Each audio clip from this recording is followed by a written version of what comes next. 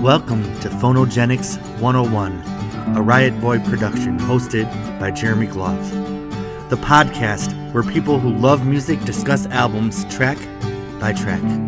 Please hit subscribe, and if you'd like to support this podcast, patreon.com/Jeremy Gloff or Venmo @Jeremy Gloff. And now, on to the music.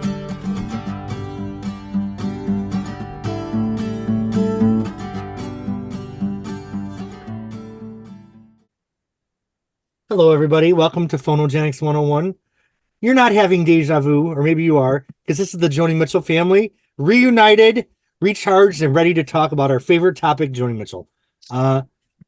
We really got to know each other during the first season of Phonogenics because we discussed all the Joni Mitchell albums. In fact, on that first season, we had 26 episodes we did together.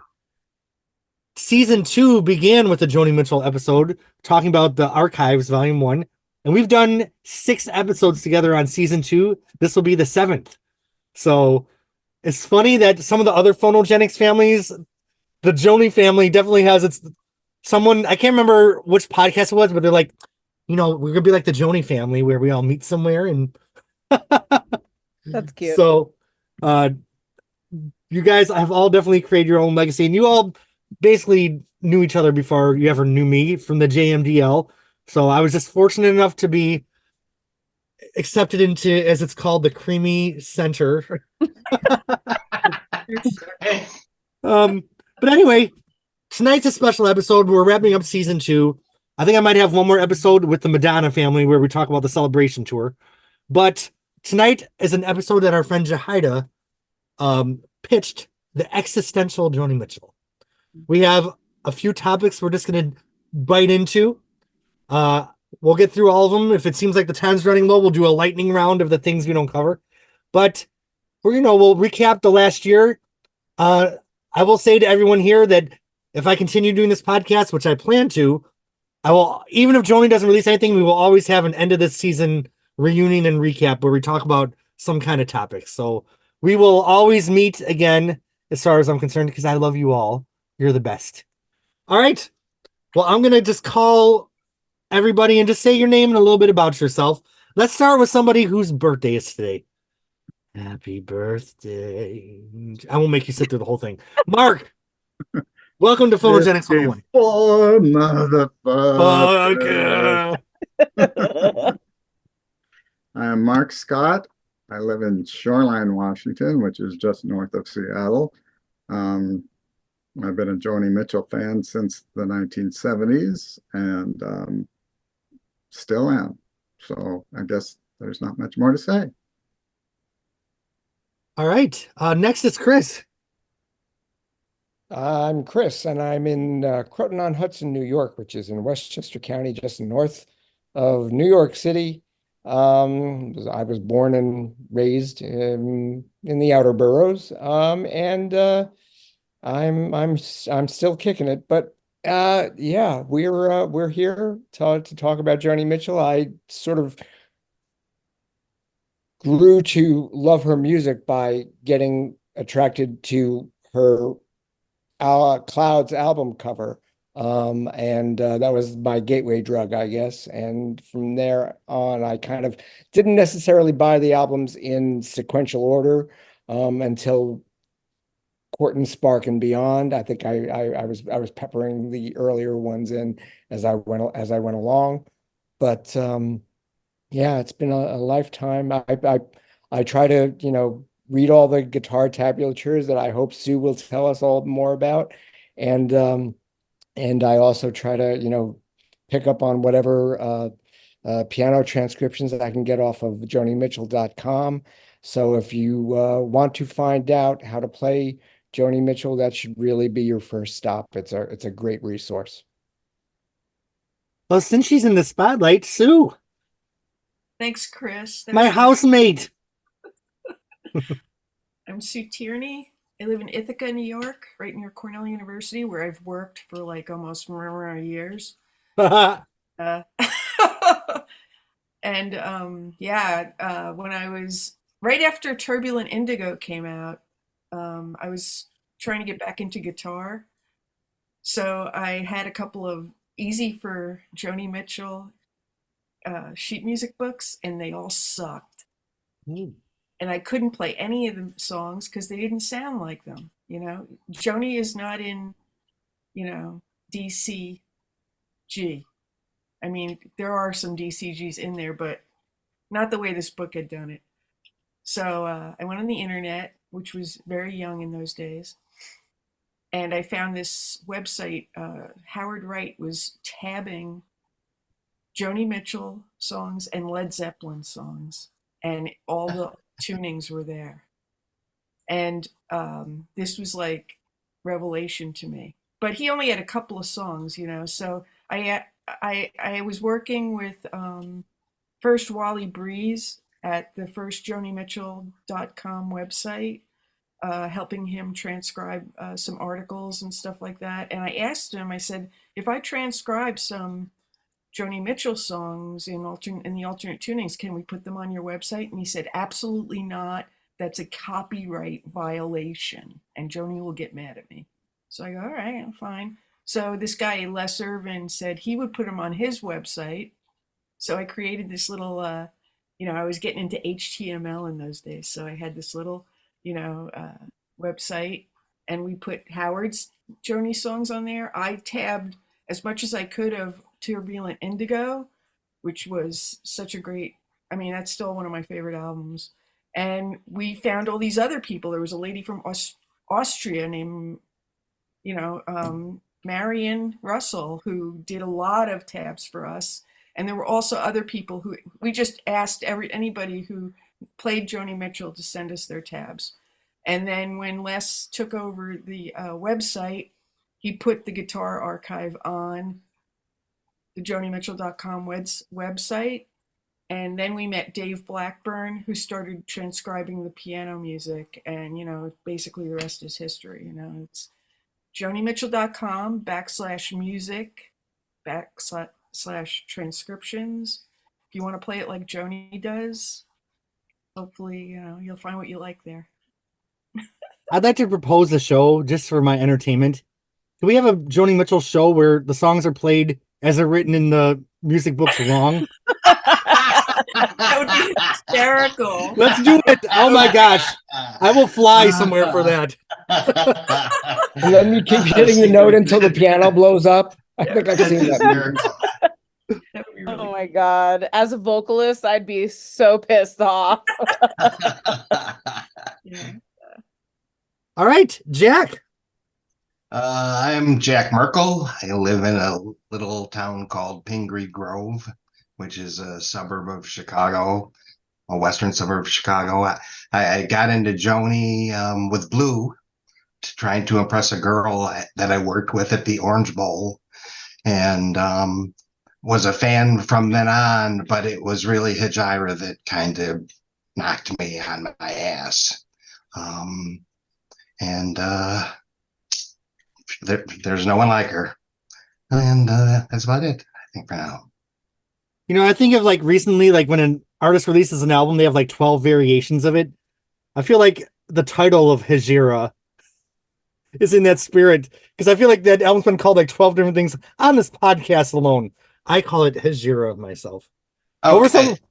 If I may, since you brought that up, I was recently pulled over by a cop because my license plates had expired, because we moved recently, and my convertible was still at the old house, and it was the first day I got out of storage. It was like a gorgeous day out, and didn't realize that the license plates had expired. Uh-oh. And the cop pulled me over, and we went back and forth. And as he's walking away, he turns around, he goes, by the way, he says, what does Hejira 1 mean on your license plate? Oh. And I told him, I says, well, it's a title of a Joni Mitchell album. So my wife tells everyone that Hejira actually stands for, hey, everyone, Jack is roaming again. No, I just said I call it Hejira, but I call it Hejira. Just like you, that's what I always called it. Cool.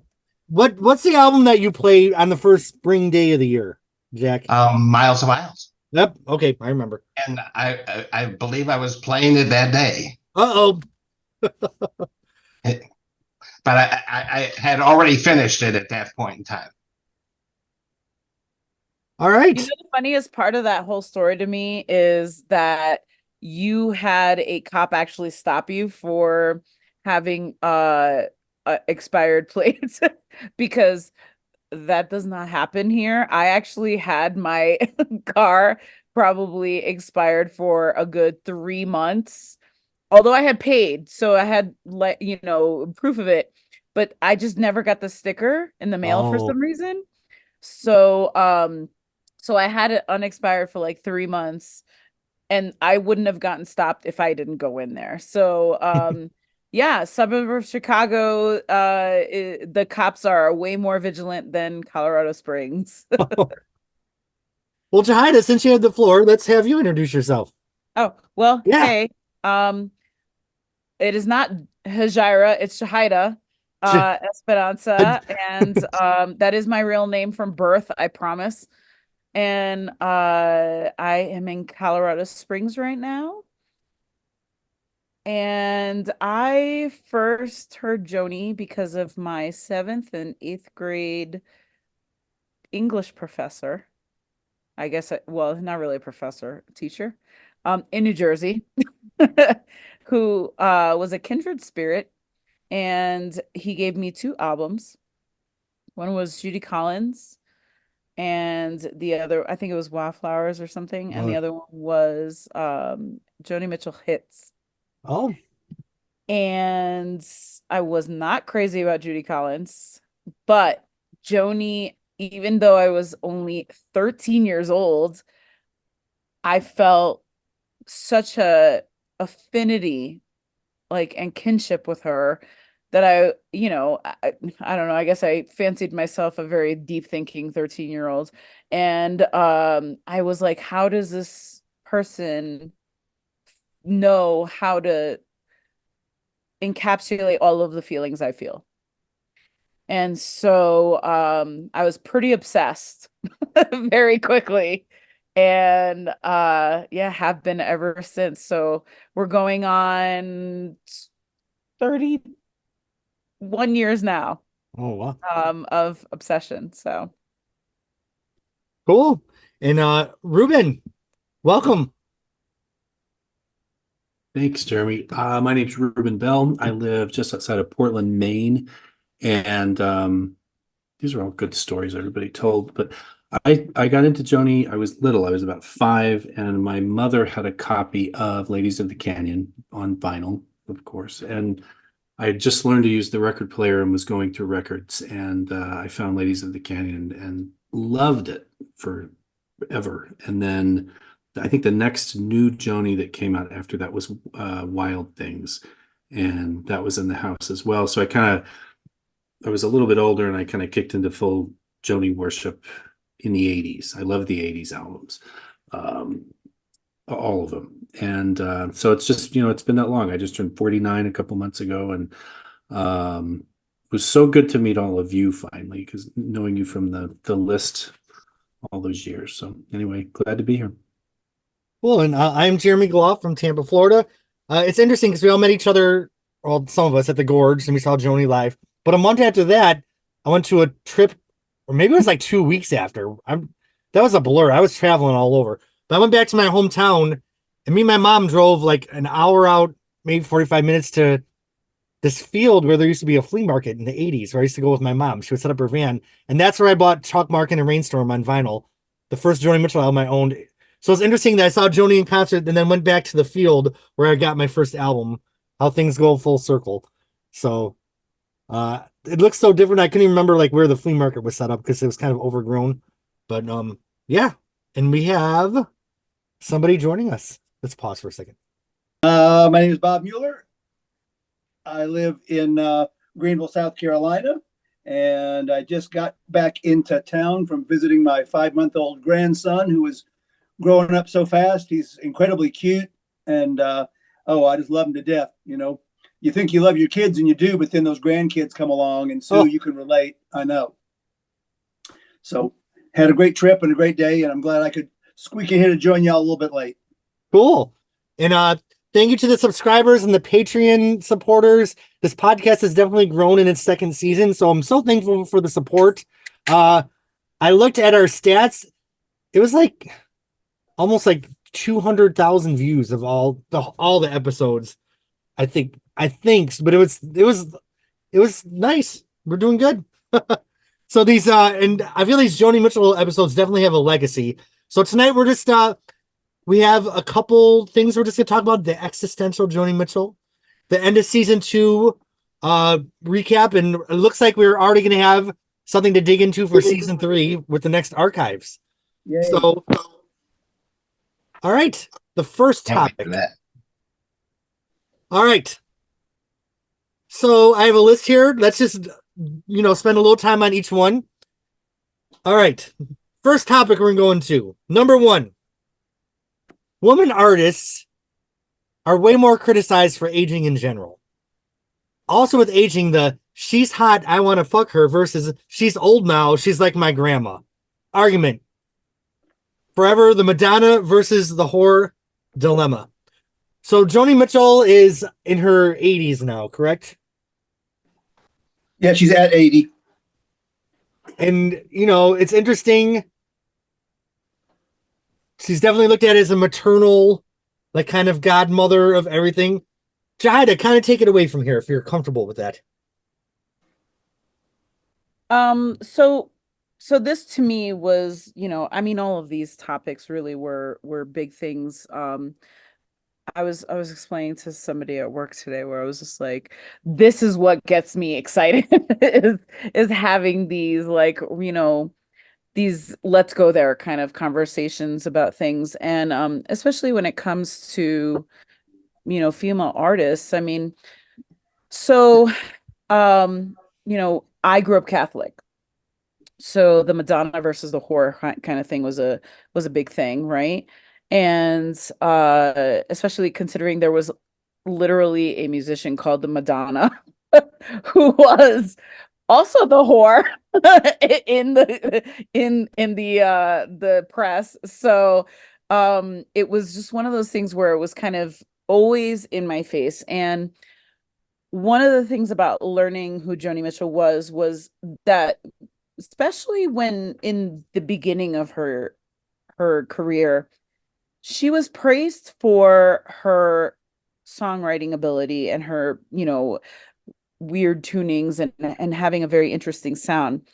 But she was also like just seen as this kind of archetype, and she was the blonde, willowy kind of face of Laurel Canyon and the hippie girl who kind of was part of free love and everything, and she fit the bill because she not only did she look like the type in terms of her dress, she was beautiful, she was ethereal, she had the really high cheekbones, she was the antithesis essentially to Janis Joplin, right? Where Janis at the time was seen more of as the hard drinking, hard partying, kind of with the guys sort of woman who, even though she had her own sort of sexiness, it was a different way, right? So to me, seeing the difference between so many people finding her appealing and willing to listen to the not only like her singing because of her appearance, but acknowledge that, oh, well, she's really pretty and she's also innovative and she can play and all of these things. Like she was always pitted against the men in that respect. And the only reason I feel like she even got any sort of kudos is because she was also beautiful. And now I think it's weird because she's older. So she is getting her kudos for all of the things that she had already been doing back then because she's not seen as someone that is hot. So now everybody's focusing on her musical abilities and musical talents and not talking about her looks, whereas earlier it was, I think a lot of it was about her looks and her affairs. Speaking of Taylor Swift, right? That's what everybody always wants to talk about, is who is this song about? What ex is Taylor singing about now? And I'm not saying that that's not something that maybe has been bandied about within the last 10 years, but certainly that's what everybody wanted to talk about when Joni first came out. Oh, which man was Joni singing about here? And now it's more about what life experience is Joni talking about and how I relate to it, because she's not the young ingenue anymore. And I think that's a disservice to women in general. I mean, I think we're definitely better, obviously, but it's still a thing. And Taylor Swift is a great example of that. How many times do people talk about, oh, what ex is Taylor writing about? As opposed to, let's talk about her actual like musicianship. It's interesting, Jahida, because I feel like, I don't want to name any names of musicians, but musicians that maybe aren't looked at as classically hot, people do look at their music more. So the question I'm asking is, can you be hot and get the accolades and be recognized for being a kick-ass musician without being a kick-ass woman musicians? Because it always has to have the gender in there. Oh, uh-huh. And that's the thing. It's like, why do we always have to talk about it in terms of gender? And especially now considering, we're all around, an older age. And so, I mean, honestly, it's still, even as a Gen Xer, it's still kind of new for me about a lot of the gender discussion, right? And having non-binary people and things like that. So, what does that mean for this new generation when we have someone who is not woman or man and they're an incredible musician? What do we do? Well, how are we categorizing them? Is it just like oh, hi David? Is it, hi, I'm interested in you not because I want to fuck you, you know what I mean? But because now it's this, or is it, ooh, even though I can't necessarily like classify you, I still want to fuck you, so let me listen to your music. It what is it going to be, and why is it always about, I mean, for the lack of a better word, really, why is it always about fuckability that has to enhance somebody's musicianship? It's a weird irony because I feel like I don't know how to say this gracefully, so I'm just going to kind of say it the wrong way because I don't have the energy. But could someone who's ugly get popular with the same songs that someone that's hot could?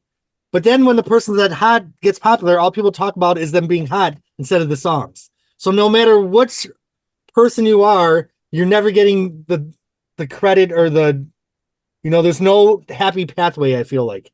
I feel like that's happened a lot of times. I feel like that's why Joni quit several times too. Because Right. the machine is so gross that it doesn't make any sense. And I was actually thinking about this today. I read several reviews of the new Rolling Stones tour today. And in all of them, they refer to the guys as, energetic and youthful and those kind of words. And then for the last 6 months, all we hear every time Madonna does a show is how old she looks, how stiff she looks, how she's aged. And you don't talk about men the same way. You just don't. And I didn't have this sort of front and center until I had a daughter. And as soon as she got big enough to start noticing, it really struck me how screwed up this culture is with that kind of thing.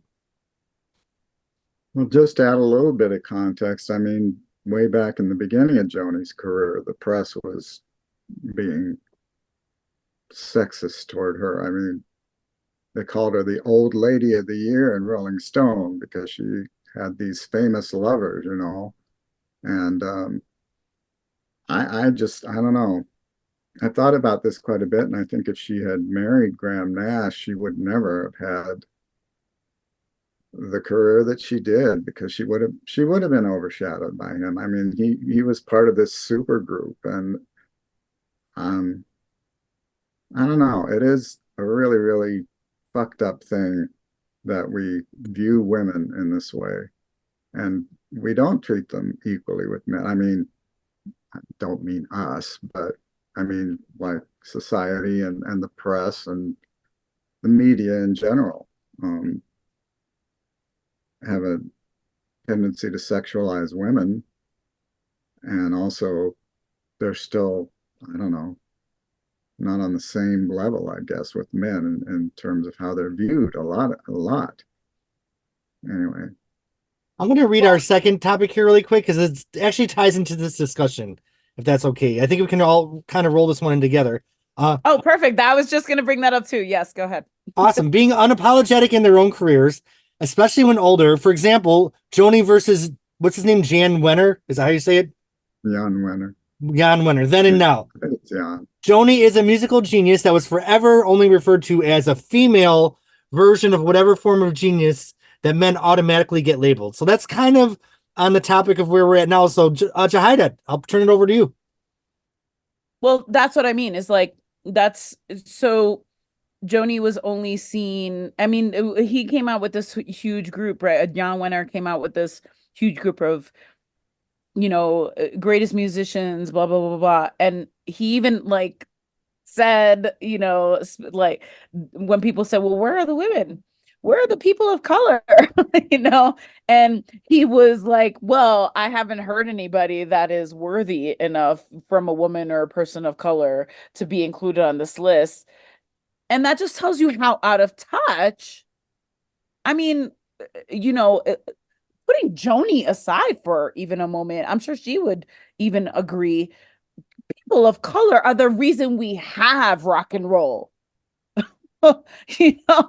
How many times have you seen an interview with Led Zeppelin or with Joni or with any Rolling Stones, anybody where they are talking about the people who came before them and giving them their due, and ironically, it seems to be more so people outside of America that are able to actually acknowledge people of color as being the ones who bring it up, Muddy Waters and Buddy Guy and, Howling Wolf and all these people, Willie Dixon, all of these incredible people who have, brought these, Little Richard, who brought these things out to us. But we could only really ever pay heed to, in America, rather, the Elvis and the white men who basically, I mean, listen, this is the thing, is I 100% understand that somebody like Elvis or somebody like the Big Bopper and all these people, really were trying to get the people of color and their music out there. They wanted a different kind of world and everything. It was a different time. It was harder for them to do, and they did it the only way they could. And I get that. Like, I'm not saying like, oh, they're a racist. Well, you know what I mean? I don't feel that was the case. I think they did what they could. However, it did seem to me that because of the way that the United States was at the time and how much they were willing to accept with all of our racial disorder, it seemed like they were not as eager to acknowledge the actual things, whereas Europe, they did, which is why I was like thrilled that people were calling out on his shit when this came out and saying, what the hell is wrong with you? Here are like multiple lists of people who deserve to be on this, who you are completely dismissing for shitty reasons.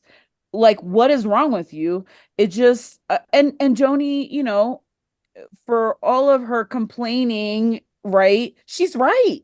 She was right, you know, and she was being completely dismissed and not being treated as somebody who actually gave so much to music because she has a fucking vagina, you know what I mean, and ovaries, like, which, again, I'm sorry, this is where I get really heated. I'm not, but you know, I'm not trying to get, but it just makes me very angry. um because I also, you know, possess those things. So it's just one of those things where I'm like, why in the world are we completely like feeding, or we have fed into this? And that's why I'm saying I'm so glad that we are getting so much better now about calling people out on their bullshit and saying, you know, this is not right. This woman is incredible and has a lot of reason to be lauded. And I'm sure, you know, we can talk about Joni all day long. There's a lot of people who, in addition to Joni, would be lauded. I mean, Rosetta Tharpe, for one. You know what I mean? And Nina Simone. I mean, there are so many women who deserve. Carol Kay. Okay.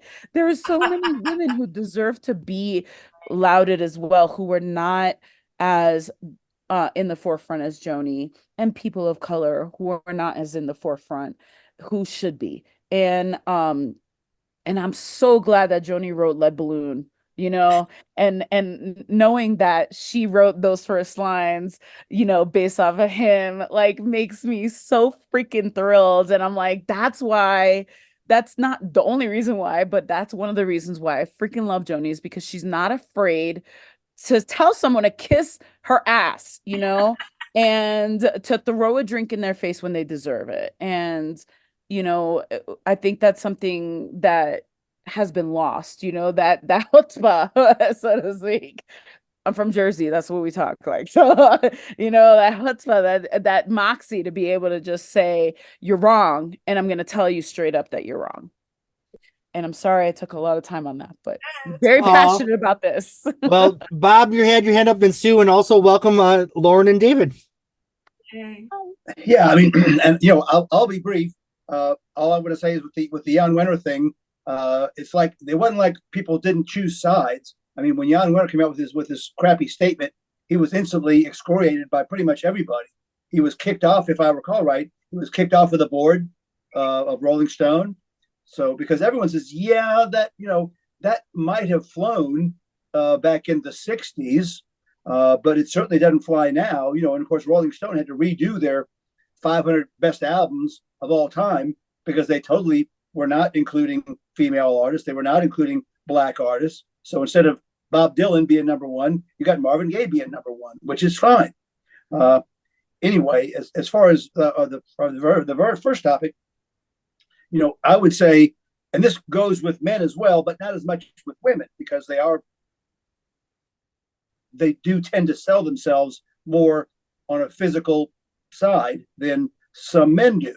Now you got teeny bopper, you know, guys who do the same thing. But if women use their sexuality to build their artistry, then that's a component of how they're going to be judged. Joni never had to do that. Yeah, like Jahida said, she was beautiful. She was pretty. And I'm sure lots of guys and girls came to see her show just because she was attractive. But she didn't push that as come to see me because I'm hot, because I'm going to be in skin tight tights and swivel my hips like a stripper. You know, she wrote good songs. She performed. She was challenged the status quo with what she did. So there's pressure on those artists who use their sexuality to build a career, and their people who exploit them to do so as they age. You know, oh, okay, I liked her back when she was 20, but now she's 50. So, you know, she's got so much Botox, I'm not even sure it's her anymore. All right. I know Jahida and Chris are chomping at the bit, but Sue, you had your hand up for a second. Well, Bob brought up Bob Dylan. So Bob was in Rolling Stone getting interviewed, and he thought he was giving Joni a nice compliment because he was basically talking. I think that the conversation was around Sheryl Crow or somebody like that, and he was saying how they go out on stage and they have their sexy outfits on, and they just parade like whores. So the interviewer says, "What about Joni Mitchell?" And she goes, "Oh, she's a man." That's a quote. He said that, and they printed it. We're laughing and crying inside. I remember that, Sue. Yeah. Oh, Joni Mitchell's a man. Yeah. Oh my That's God. what Bob Dylan said. That was his compliment to her. Oh yeah, she's a man, because we have to make her a man so that she can be playing with the men. You know what I mean? And it's interesting because Joni always said herself, like, I'm one of the guys. But did she just say that out of a survival technique? You know what I mean? Like, instead of owning. I think when she was younger too, she really liked, like she'd bowl with the guys and but I think that had to do a lot with her, her intelligence and the way that even women who were smart had a hard time, in any kind of cliquey type of environment, would have a hard time, getting in with other people, because the guys all thought they were smart and stuff. So she's trying to have conversations with them. It's like that little skit she does at the Gene Autry thing where she's talking, I want to be Roy Rogers, She doesn't want to be, oh, you're supposed to be Dale Evans. No, I'm Roy Rogers, And so it's like the same thing. And she even wrote a song, one of the first songs, I think it might be on the first archive, called Strawflower Me, which was basically like, look beyond the glitter. You think I'm cute? Listen to my music, I mean, there's more to me than just, the fact that I'm pretty or if I can play guitar or whatever. I mean, I have a mind, So, I think that there are so many lyrics that kind of point that out as she goes forward, like, I'm not a stone commission, like a statue in a park, I'm flesh and blood and vision, and I'm howling in the dark, So, I mean, it was a struggle for her the whole time. And I think that she did like hanging out with the guys, like she'd play pinball with them at her house and stuff like that. But, she wanted people to respect her because she knew how good she was, And that's another thing about women, is that sometimes they don't like to rock the boat, because they live in this, this, culture where, you start, like, even my mother would say, what are you talking so much for? I mean, because that's how they were raised, So she goes out there, she writes this music, she wants to switch to working with jazz people, and everybody thinks she's crazy, This is some of the best fucking music in the world, And they were still pushing her, like, especially the record companies. Yep. What the hell are you doing? You're throwing out your popularity here. I don't give a shit. This is what I'm thinking about, and I'm doing it, And, Dylan did that every album. Why didn't they yell at him? Mm-hmm. He even went to Jesus once and they was still cool, It's like, what the hell? So, I mean, the way I look at it as as the way I grew up in the 70s was that, people, women who are smart had to really, there was nobody else blowing their horns. If they wanted to do something, they had to go out there. And there were a lot of artists who did that, and, the whole thing about, the whole thing with Madonna too, is that she's a workhorse, man. And she's good. And she can dance. And her music was so friggin' popular. I mean, you talk about Taylor Swift. I mean, Madonna, it was wall to wall in the 80s, So, however she dressed, she had the talent too, So, I think that we have to really look at it in the sense of her expressions were sexual. So guys do that too. guy, you get the hair guys, the metal bands, and it's like you can almost see their dicks. They got their leather pants on. That's very overtly sexual too. Like, look at Robert Plant was doing that too. His pants were almost, like painted on. Listen, I thank was going goodness to for say that. something about Yeah, that. really. So, I guess, I recently bought my very first Led Zeppelin CD, but I watched YouTube videos, and he's strutting around on stage with his bulge in his pants and the the Lemon shirt song. open way down to the waist, and yeah, he was sexualized. There's no question about that. And I don't really think Joni ever bought into that. I mean, What? she was well, maybe during the period of time after she really hit it big and she was on the Miles of Isles tour, but when she was starting out, I don't know, it didn't seem like she was trying to sexualize herself. She was naked on one of her album covers, for crying out loud. Well, All right, But so is that really sexual? the panel's about to go crazy. This is our lineup of people. Shahida, you're next. Chris, I saw you, so Chris is second. Then Lauren, and then Jack, and then David. So Mark, go ahead and finish your thought, and then we'll go over to Jahida and then Chris.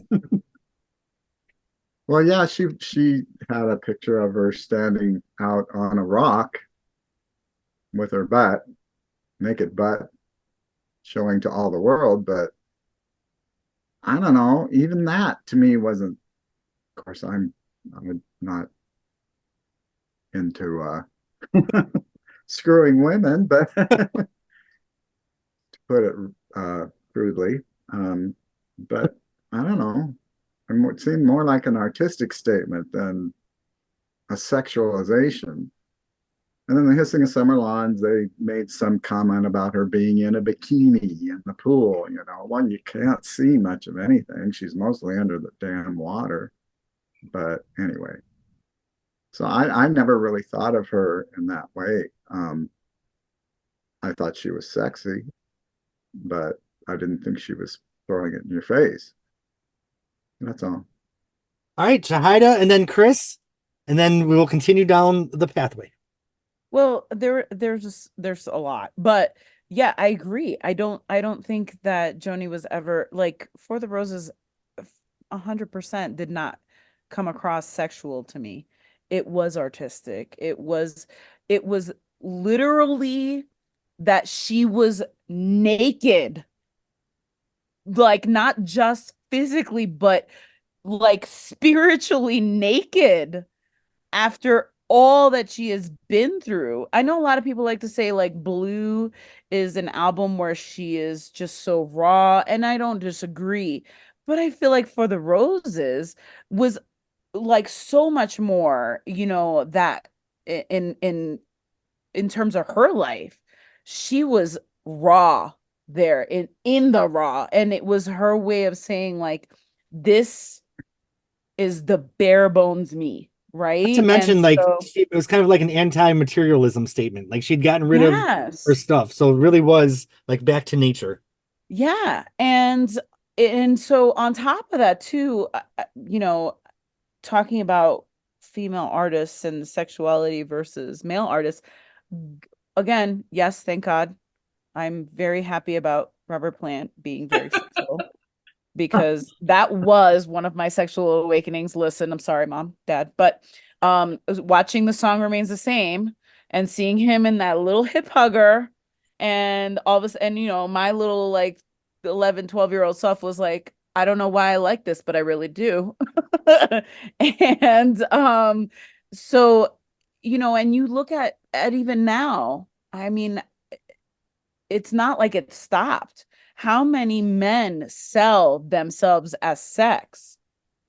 And then you also have women too. And I don't know that it's necessarily the artists themselves as that's what sells. So how many times have you heard the old cliche of these young female or male artists being pushed to be sexual before they want to, or even if they never want to. Mhm. And, a lot of those boy bands, like, not only sexual with the public, but sexual behind the scenes, which is really grody. But, the same thing with women too. How many times have they tried really hard to be like, I don't feel comfortable doing this, but that's not what sells. So they're not going to get their, the ability to be a serious artist because they're new on the scene, because they haven't yet earned the right to be a serious artist. So listen, you're cute little lady or little boy, and let's go and sell that. That is something that I think is really disgusting. And I know that it still happens. It's happening less, but it is still happening. I mean, just look at K-pop. Just look at, all of Oh those things. yeah. That's happening really badly out there, to the point Yeah. when they don't want to do it anymore. They have killed themselves because they don't want to be under the, thumb of their management. There's It's got to be abuse going terrifying. on behind the scenes there. I mean, there's got to be. So there's so much, I think, that, like, I'm glad that Joni, I don't think, ever really played into that. I think it was a lot easier for certain artists not to really play into the sexuality sells kind of thing. And I'm not saying that she was, the only one that didn't do it. I mean, I don't think Mama Cass did it. I don't think Joan Baez did it, you know what I mean? But they were, for all intents and purposes, beautiful and talented, and they put forth that, and I think that the sexuality about Joni really was more about her behind the scenes dalliances with her, paramours. So I think it's really it's frustrating to see people only reduce somebody to that when they're worth so much more. And like you said, Sue, nobody says shit to Bob Dylan when he decides, like, I'm gonna make a whole album about Jesus. You know what I mean? When I'm gonna do this, I'm gonna do that. It's like, oh my God, he's so innovative. And oh my God, he's just like, he's a chameleon. You can't just pin him down, you know? And it's, but if Joni did that, or Madonna does that, it's like, God, she just doesn't pick one lane. You know what I mean? And when it's Joni with jazz, like you said, it's the most incredible music ever made. People are like not ready for it because it's too, like, oh my God, I can't understand this. Therefore, she must be crazy. So yeah, sorry. This is why I wanted this whole thing, is because this is really, like, this makes me I'm so passionate about this. I really feel like there's not enough discussed in this kind of thing. And I know it's been discussed, but I don't think people are ever using real language. I think it kind of gets very surfacey when people discuss this, and it's like, oh, isn't that a sad thing? And then nothing ever gets really talked about, done. Whereas I'm like, this needs to really be a mirror up to the music business. This really, like, they need to start realizing the amount of women that they may have discouraged over the last 50, 60 years because of the stigma of being a woman in the music business, and having a brain but also being beautiful. Like, you can't be both, and that's bullshit. There are not only Joni, but how many people can be both, right? So anyway, okay, I'll All shut right, up now. so this is our lineup. We have Chris, and then Lauren, then David, then Ruben, and then Jack. You had your hand up, right? So we will make our way through. Chris, you are next. Well, I'm gonna first of all, I'm gonna start this whole thing saying I'm not a woman. I'm going to apologize right now for anything I'm going to get wrong for any of the women who are here and or who might be watching or listening to this, because it's just my perspective. So I don't want to be mansplaining at all. So just let me say that I think that if we're talking, and I'm going to be specific to topic again, we're talking Madonna versus, the whore. If that's our topic here, I think that one has to, as Jahida pointed out, be cognizant of how much control any individual artist has over their career, how they're marketing. Now they're marketed, how they want to present themselves, what input they have in that. Now, just speaking, we're here to talk about Joni Mitchell. I think about Joni's early days, and we only see that now because of the archives and because of, the YouTube clips that have surfaced of her on early television shows and things where she was sort of emerging. The point where she was even behind some of her original songs when she was doing those pieces that we hear in the archives of those more traditional folk songs and things like that, and how she was beginning to make her own momentum, playing small clubs.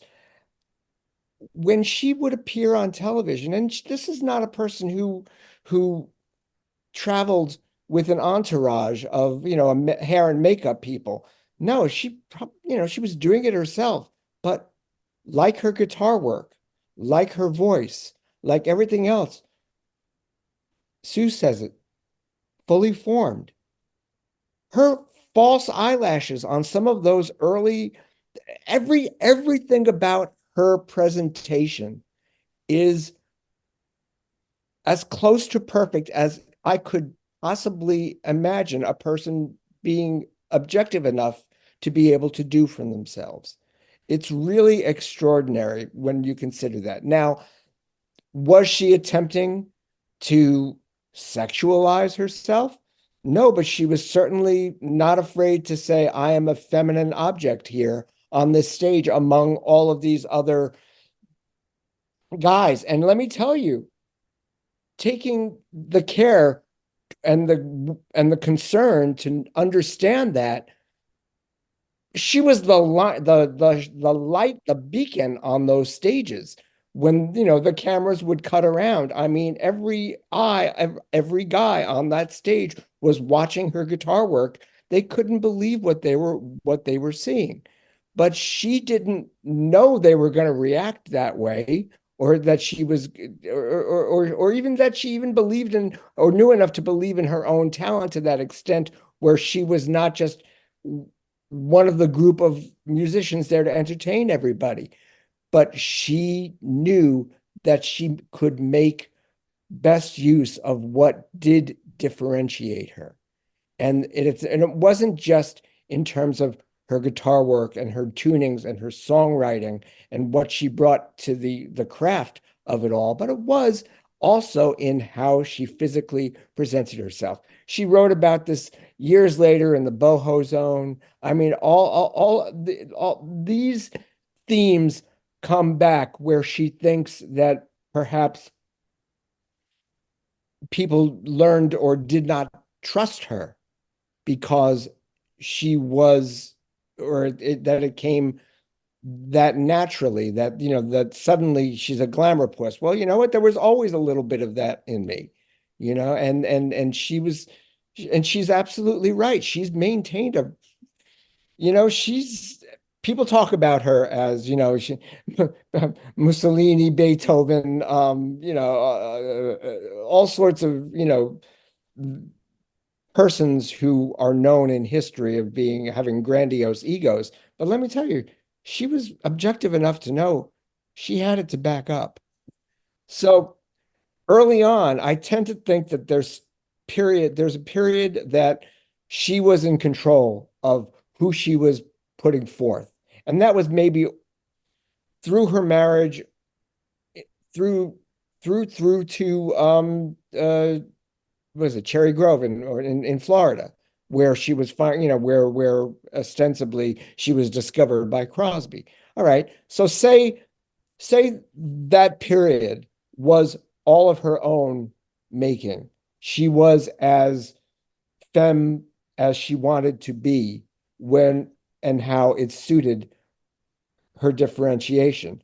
Suddenly, she's thrust into this situation where it's the machine, and she now has to sort of learn to navigate that. Now, she had certain people that she learned to trust, Elliot Roberts and to some extent Crosby, and she, I think, even admitted herself at some point the art got clumsy for her, where she was talking about the sound of her voice, say on Ladies of the Canyon, that it was too high pitched and affected, with tremolo. She talks about a period where she was aping Joan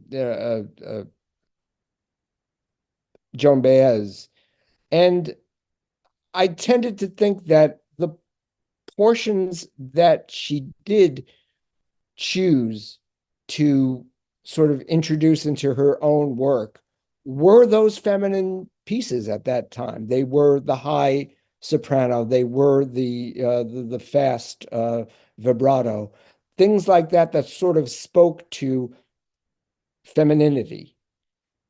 And she used them until, suddenly her motivations were changing. The world was not pretty. There was strife between, civil unrest, the Vietnam War, all that other stuff, Woodstock, and it caught up with her. Blue happened, she talks about her cellophane period. What emerges then in the For the Roses period, we're talking about that, the naked shot. I don't know if that was really again, I think I agree with most of what I heard here today, is that people didn't think that that was a sexualized post. You know, maybe or maybe not. I mean, I think at some point when they told her you don't want 399 plastered on your ass, she realized, oh yeah, my ass is going to be there. So I mean, she knew what she was serving up, and that there potentially, certainly, could be people who would see that in a sexualized nature, and I thought, my feeling now, looking back on it, is she didn't really give a shit what anybody thought about that. She was, she wanted to say, I'm free here, in at my cabin. This has saved me. And isn't it beautiful? Um, the jazz era, when it started to show up, when you get to the string bikini in the pool, I think conceptually, I think she was trying to say something about the high life, or the life of celebrity that had, and glamour that had sort of maybe nothing to do with sex and femininity or being an object, or if it did, it was more like the Madonna. Now, Madonna is one of the greatest creative directors in music ever. She did it on her own behalf. She knew very well that she was going to use sex as a means of selling those records. Joni never, she sought a higher path, say, but she wanted conceptually, I think, to position that the point of view where one might see it in a larger sense, which is why the house is drawn in there, and the pool, on the cover. Is it sexual? I don't know. I don't know that Joni Mitchell and sex ever really came about.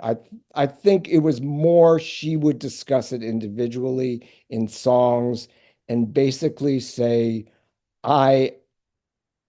this is not the conversation we should be having. If I was to reduce all the time she talks about sex in songs, it's kind of like, yeah, I enjoy it. I have fun. I'm going to talk about it. When I talk about sex, you're going to know I'm talking about it. He picks up my scent on his fingers. The crazy cries of love. You know when she's talking about sex and sexuality, and when she's pissed off when she thinks it's been used against her, like in Lead Balloon. She's well aware of how this dichotomy can be used, but I don't think she ever points herself necessarily as one versus the other. I think she stayed out of that. It's something that she correctly, informs us is there, but she's not going to jump into it, with the exception of Jann Wanner. That was the one time she said, you're attacking me and you're using the wrong thing to do it with. That's kind of everything I've got on the Madonna thing. I don't know, honestly, and I wouldn't dare speak to what it feels to be a woman who's aging or might need to sort of rebrand in a way, because they feel that there's pressure on them to do that, to hang on to some type of allure that they think is, I don't know. I don't know that Joni ever felt the need to do that. Maybe, you can educate me. That's everything I got, babe. All right. So on our lineup, we have Lauren, David, then Ruben, then Bob. You had your hand up, and so did Jack, right? Am I going in the wrong order? All right. Well, who is next?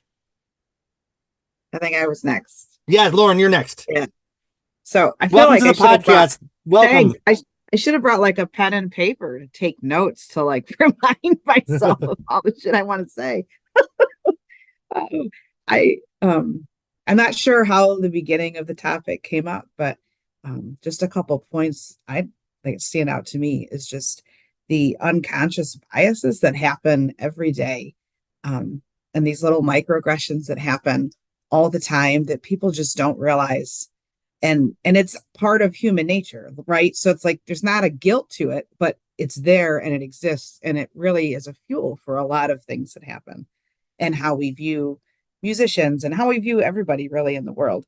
And I think one of the things with Joni is that she, like, look at her life experience, right? She has dealt with so much from such a young age.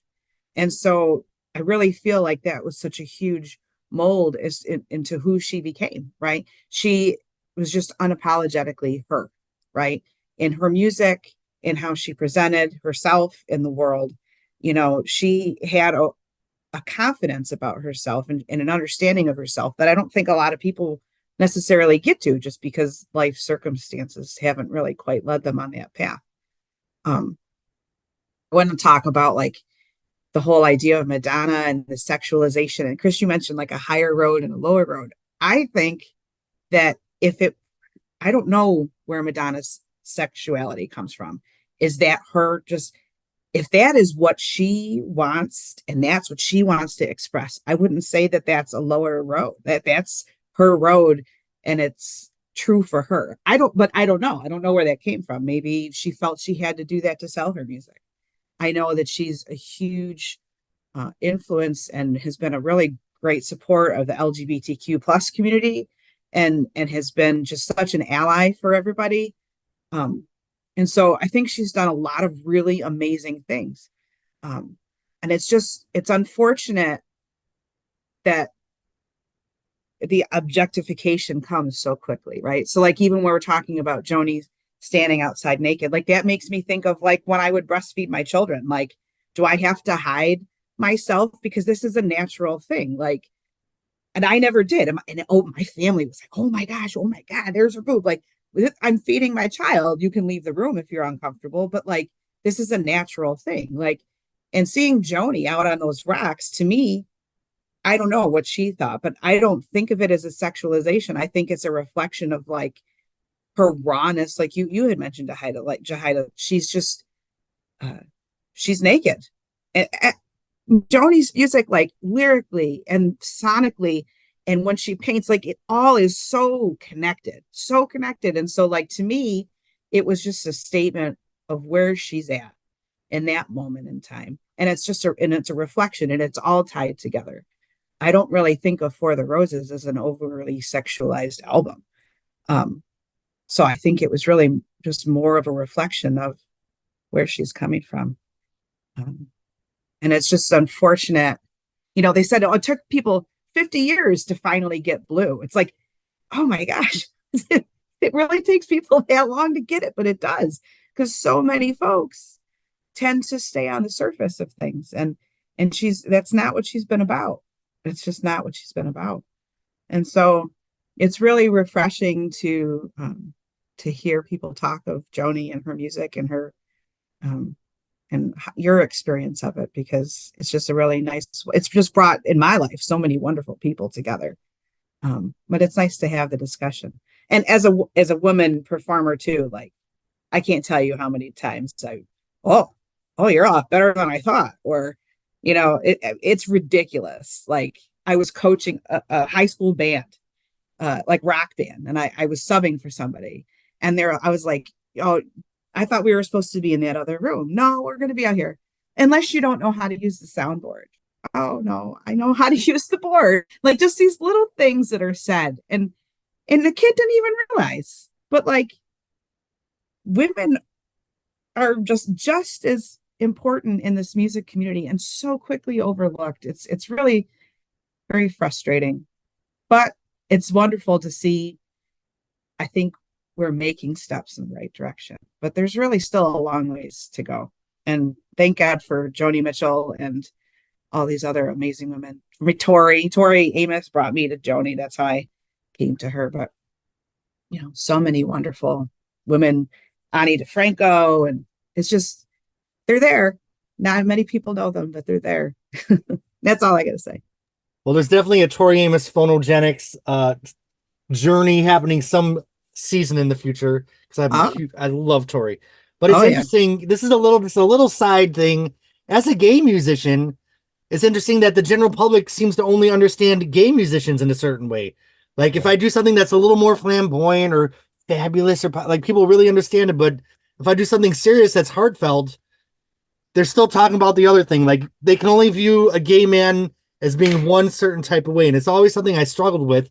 And I have an ego, so sometimes I'll go back to the more flamboyant things just because I want to be understood and appreciated, and it sucks. So, like, anyway, that's just a little side thing. There's so many just boxes that we have to put ourselves in, and it sucks. Okay. David, Jack, we'll go David, Jack, Ruben, Mark. Oi, hi. Can you hear me? Yeah, okay. It's great to see you all, and sorry I was late, so I hope I'm not treading worn paths. But I think I want to talk about, well, I know I want to talk about beauty and lust, and because one of the things that really immediately attracted me to Joni as a 15-year-old gay boy who didn't want to deal with that was, and this was at the time of Blue, when she would say things like, he loved me so naughty, made me weak in the knees. And I was like, I have to listen to more of this. And I guess it was about the time of Blue and onward that lust is really a theme for her again and again and again. You know, the flame you put here in this Eskimo. And so I am one of the, not quite sure what this has to do with anything, but I am one of the few gay men I know that just have nothing to do with Madonna. I mean, she does nothing for me. And you know, all right, it's been an interesting episode of Phono. No, I'm just totally and you know, I think Madonna's sexuality, I don't get it.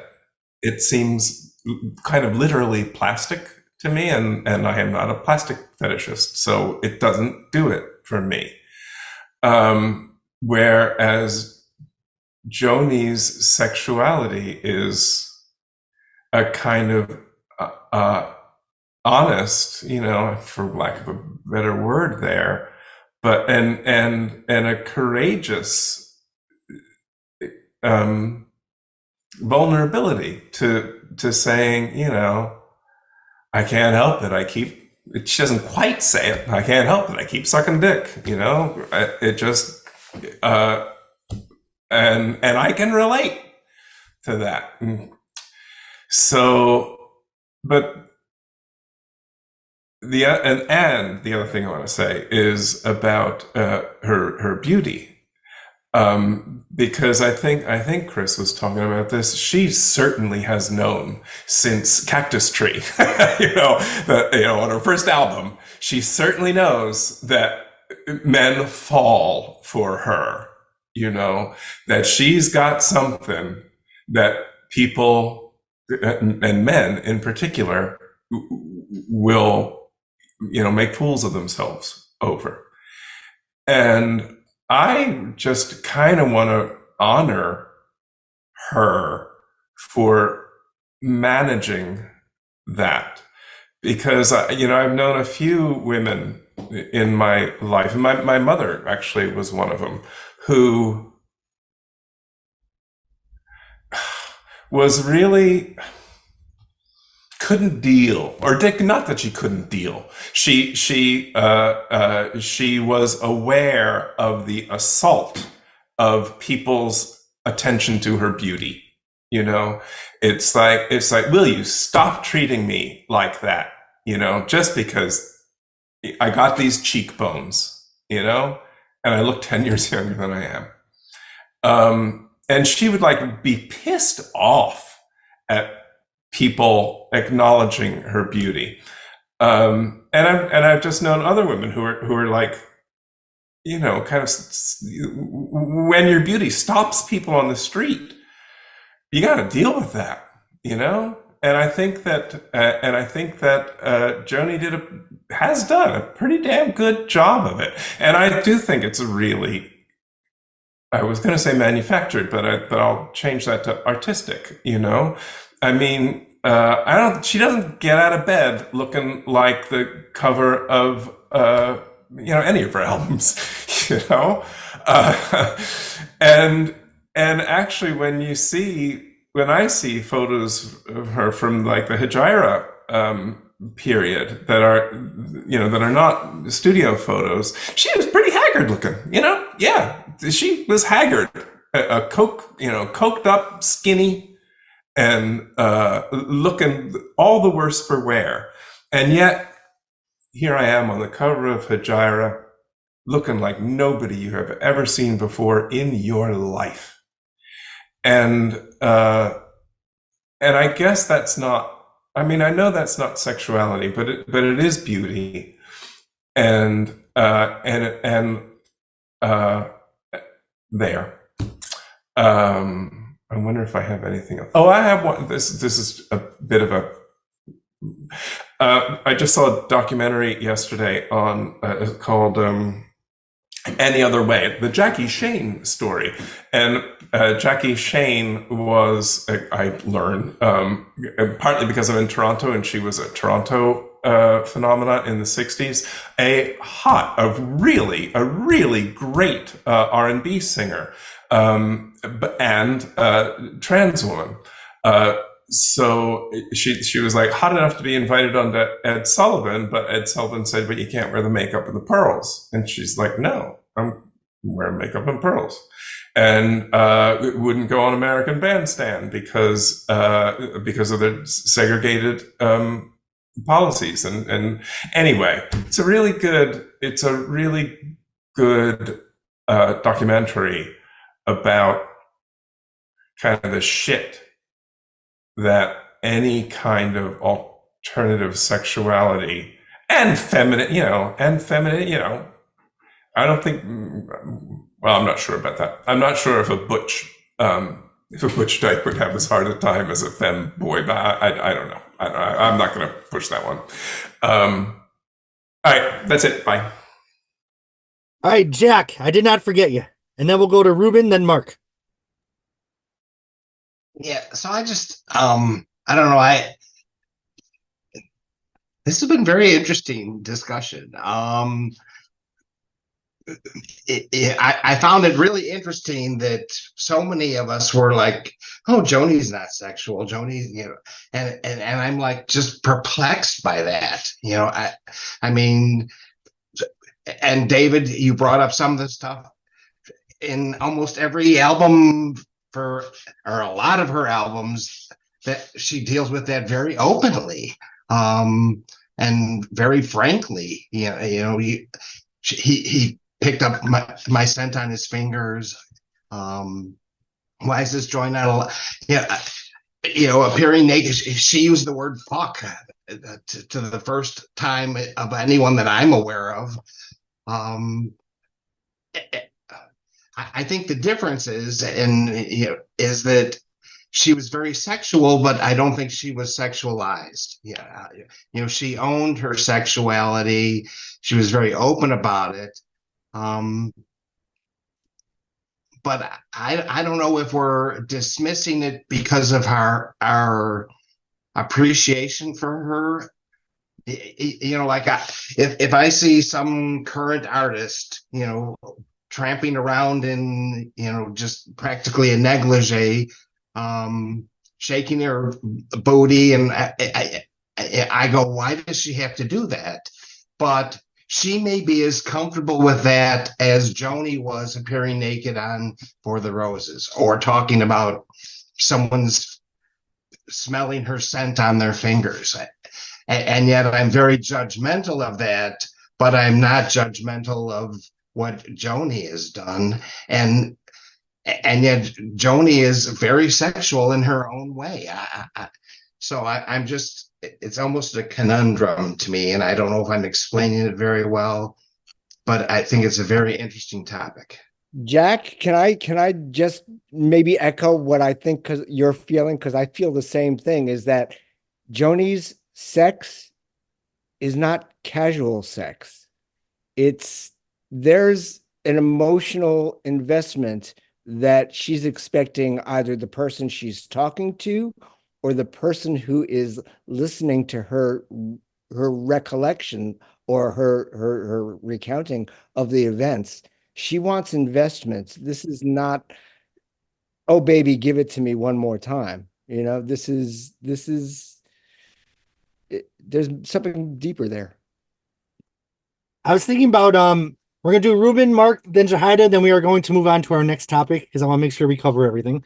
Joni wrote, there's a lot of sexual moments in her 40s and 50s because I don't think they're playing bingo in Ray's dad's Cadillac.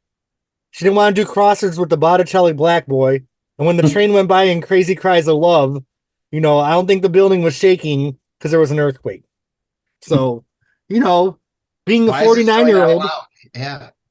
Oh, look, the ice cream's all melted. Yeah. Mm-hmm. All right.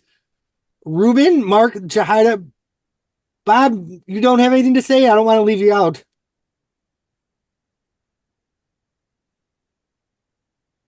All right, there were two things that I thought of when I'm just listening. Okay.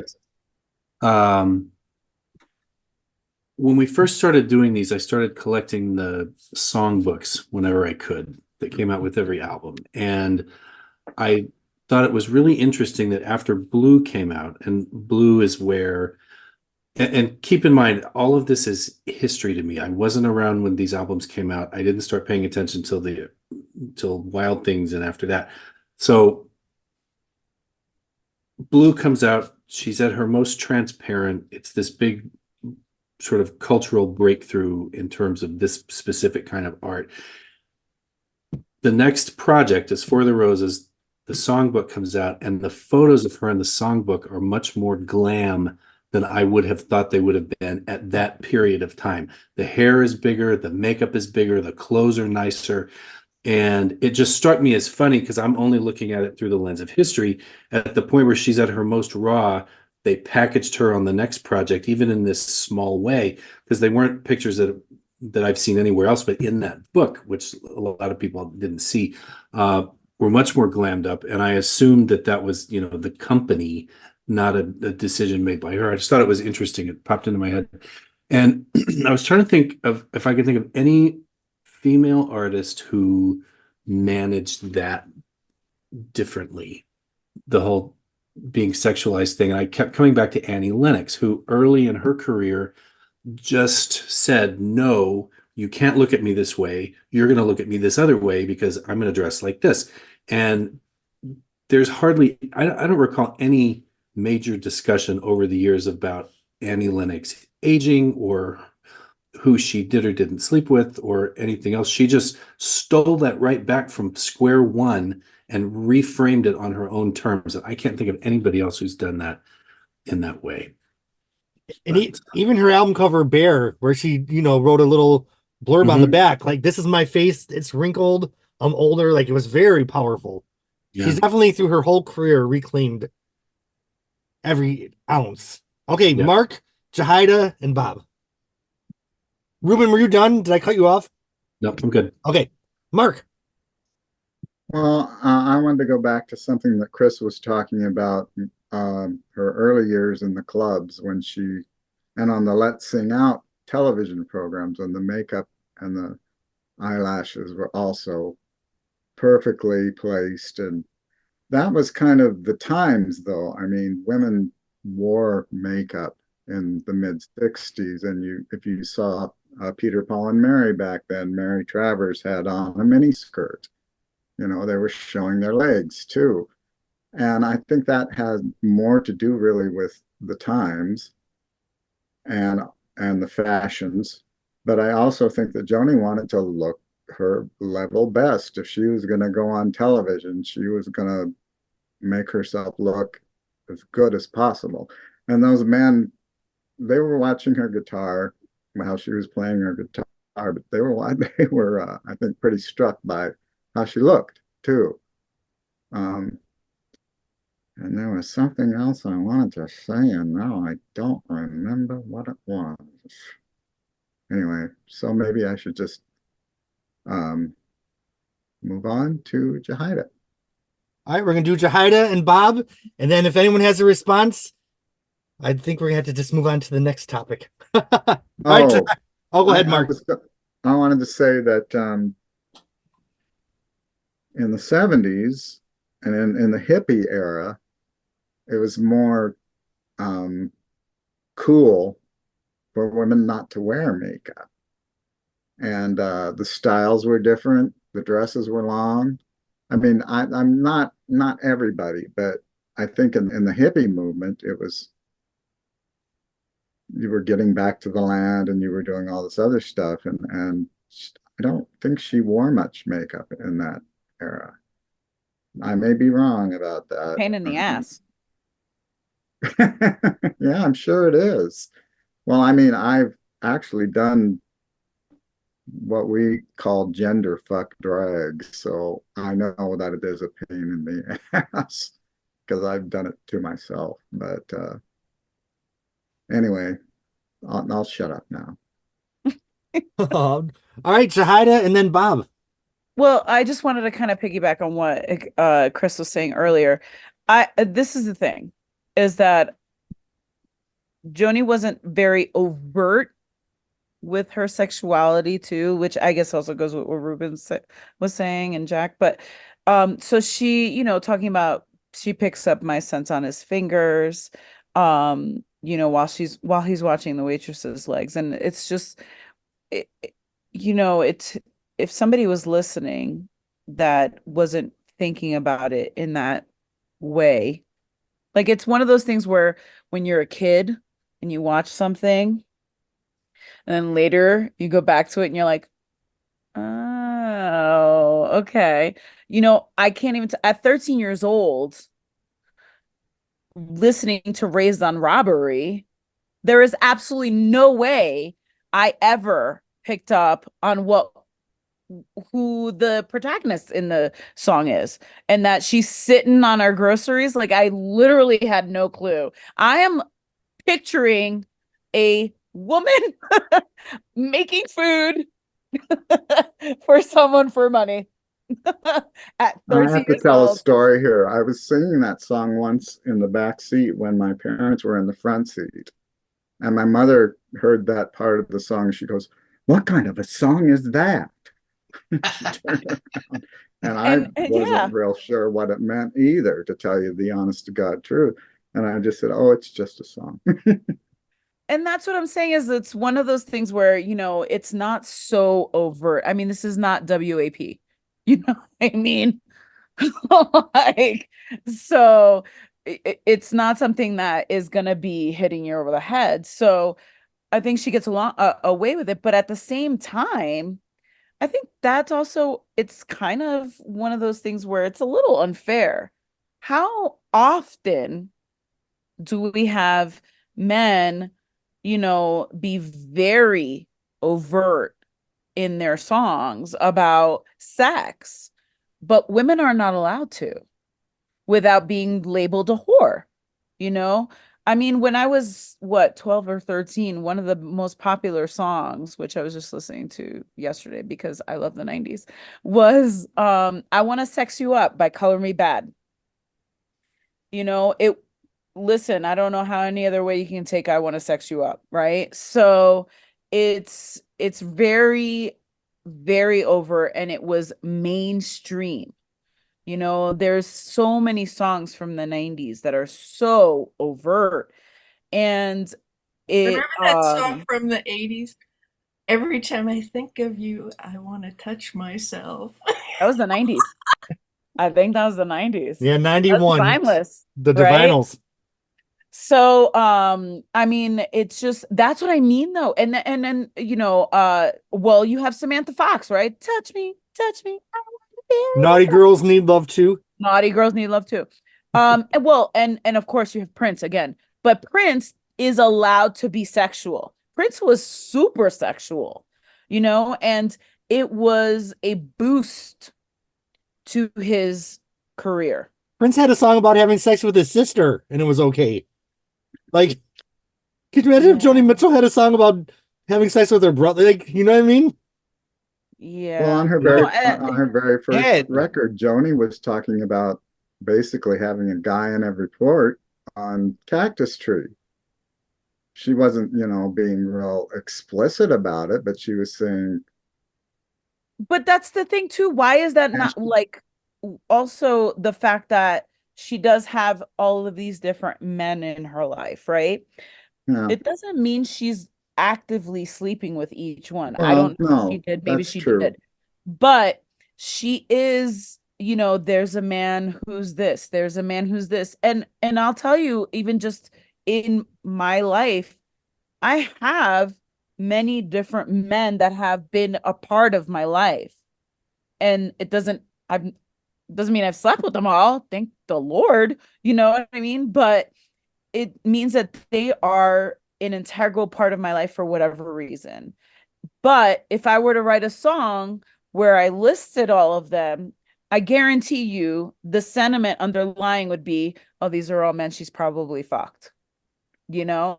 And that is really upsetting. Women are not allowed to have relationships with men that are not sexual.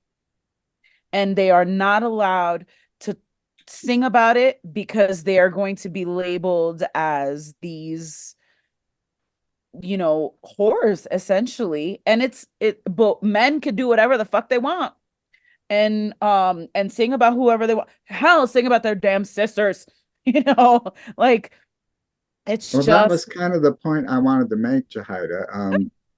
The men can do that. And they can even sleep around, and they don't get labeled as whores. yeah, And sucks. with women, it's completely different. And it really does suck. It's fucked up and it shouldn't be. All right, Bob. Just a couple of things. I think it was Clouds when that album came out. Reprise, the record company, put out a billboard that said Joni Mitchell finally comes across, meaning, she's finally going to follow up to her album, which obviously has a very sexual connotation to it. Joni Mitchell finally comes across. And the other comment I'll make is about the the I Let's think Sing they Out. said Joni takes a long time or something like that. Yeah, all the billboards were in L.A. They were all sexually oriented, and not. I'm sure they were definitely not of her choosing, not approved. That's the way she was marketed, even though she worked against it for the most part, in my opinion. The other comment is sort of similar to what everyone said. Having been among the first people that ever saw those Let's Sing Out videos, and you see they had some shots of people in the audience looking at her in amazement, mostly with how she appeared, because she was a model. She was a former, fashion model at the store she worked at in Canada. So she knew how to dress herself. She knew how to make herself up. She knew how to do her hair. But the guys on stage, Patrick Skye, Dave Van Ronk, Harry, the Chapin brothers, they were watching her play Urge for Going and listening to those words, and they were in awe of her songwriting talent and singing. Yeah, she was pretty, but that was not in the foreground. The foreground was that this is a damn good song, and look good or not. And Oscar Brand, of course, was very, oh, look how pretty she is. Johnny Cash, when she was on the Johnny Cash show, she plays pretty good and she looks really pretty in the camera. Well, that's not what she's about. And maybe I'll give Johnny Cash some credit. He kind of knew that. I think he kind of recognized that she was much more talented than just a pretty face. But yeah, just kind of further to what I've already said, and I'm exhausted, so I won't hang on much longer. But I've enjoyed the discussion. All right. I was going to cut it off after Bob. Can I say one thing before you go, please? If you keep it brief. Yes. Okay. I want to say I'm bringing gender back into this. I don't know of any male artists who have addressed lust and eroticism and their conflicts about sex and sexuality to any close at all to the degree that Joni has. And that's all I'll say. All right. Well, that was a nice, robust discussion. We have one more topic we're going to cover, and then we have a few little odds and ends before we wrap up season 2 of Phonogenics. All right. So next. All right. And it's interesting because this is relevant in the Joni world because of something that happened in the last 24 hours.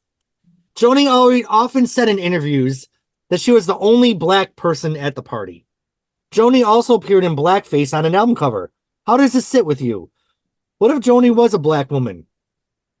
Interestingly enough, the 1976 through 1980 remasters have gone up for sale, and the Don Juan's Reckless Daughter cover has been replaced with a new cover from the Dog Eat Dog photo session. So we're calling it Don Eat Dog, among other things.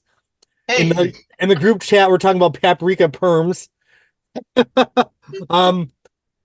So yeah, let's Chris, you have your hand up, and then if Jahida's back, we'll go to our moderator on this. I am gonna lay it all out, which is real short. I am so glad this is behind us. I wish we weren't even talking about this tonight.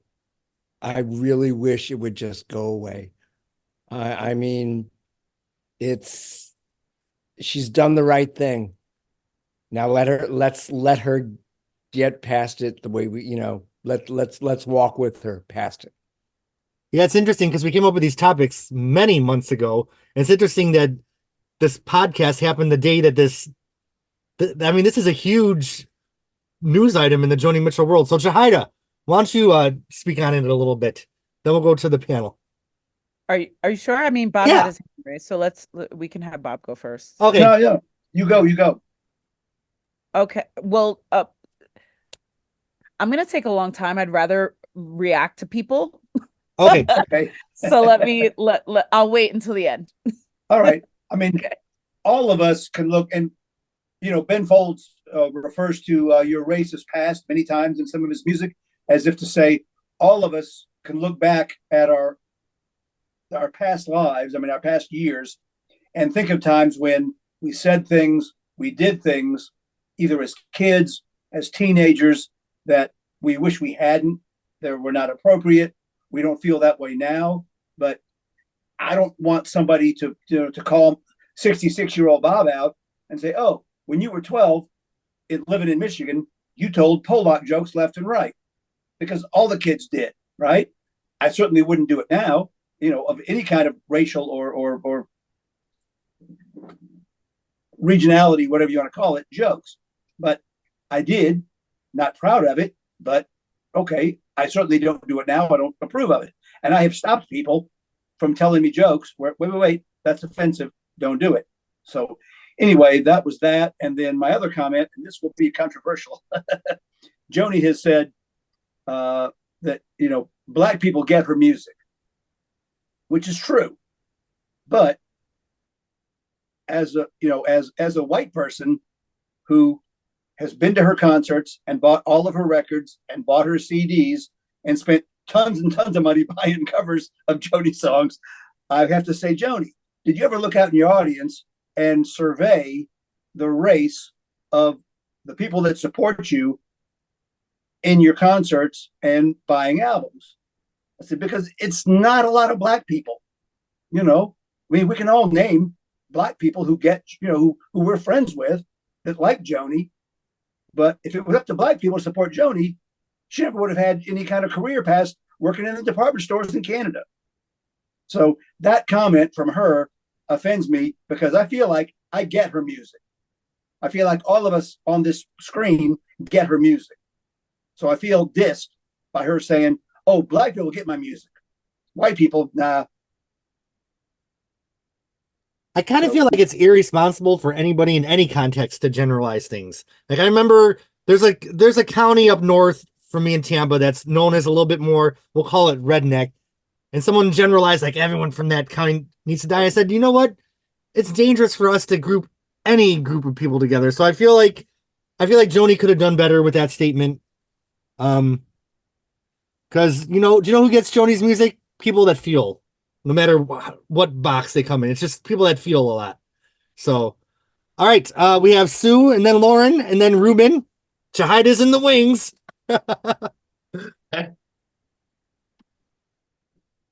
Oh, you're on mute, my friend.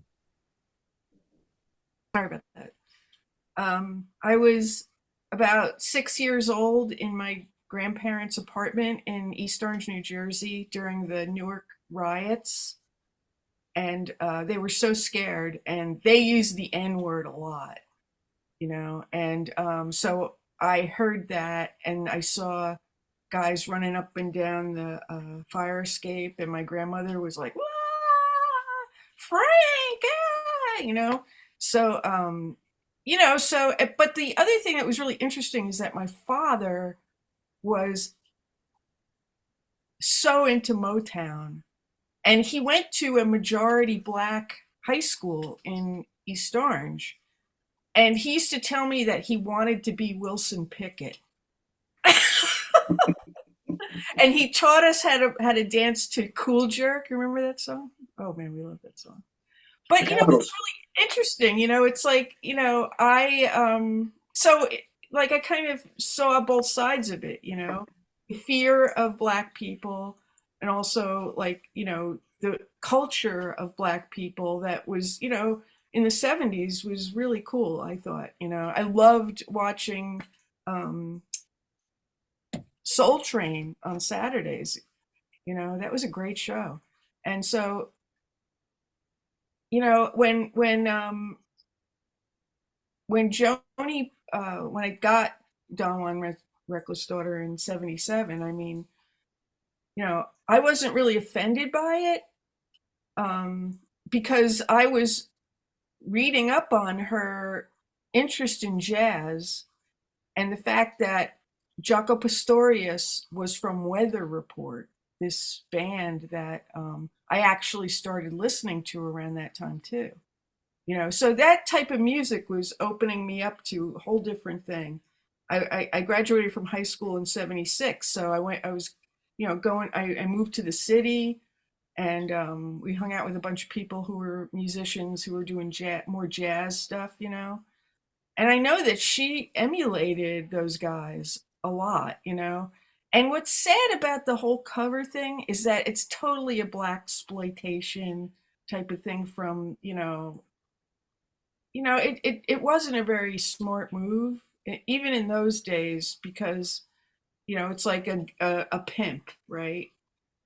It's like a pimp type of thing in the ghetto and all that kind of stuff, I mean, Cocaine is a hell of a drug. you're right. uh, but this one thing happened to me like a couple of years ago. My mom that passed away, right?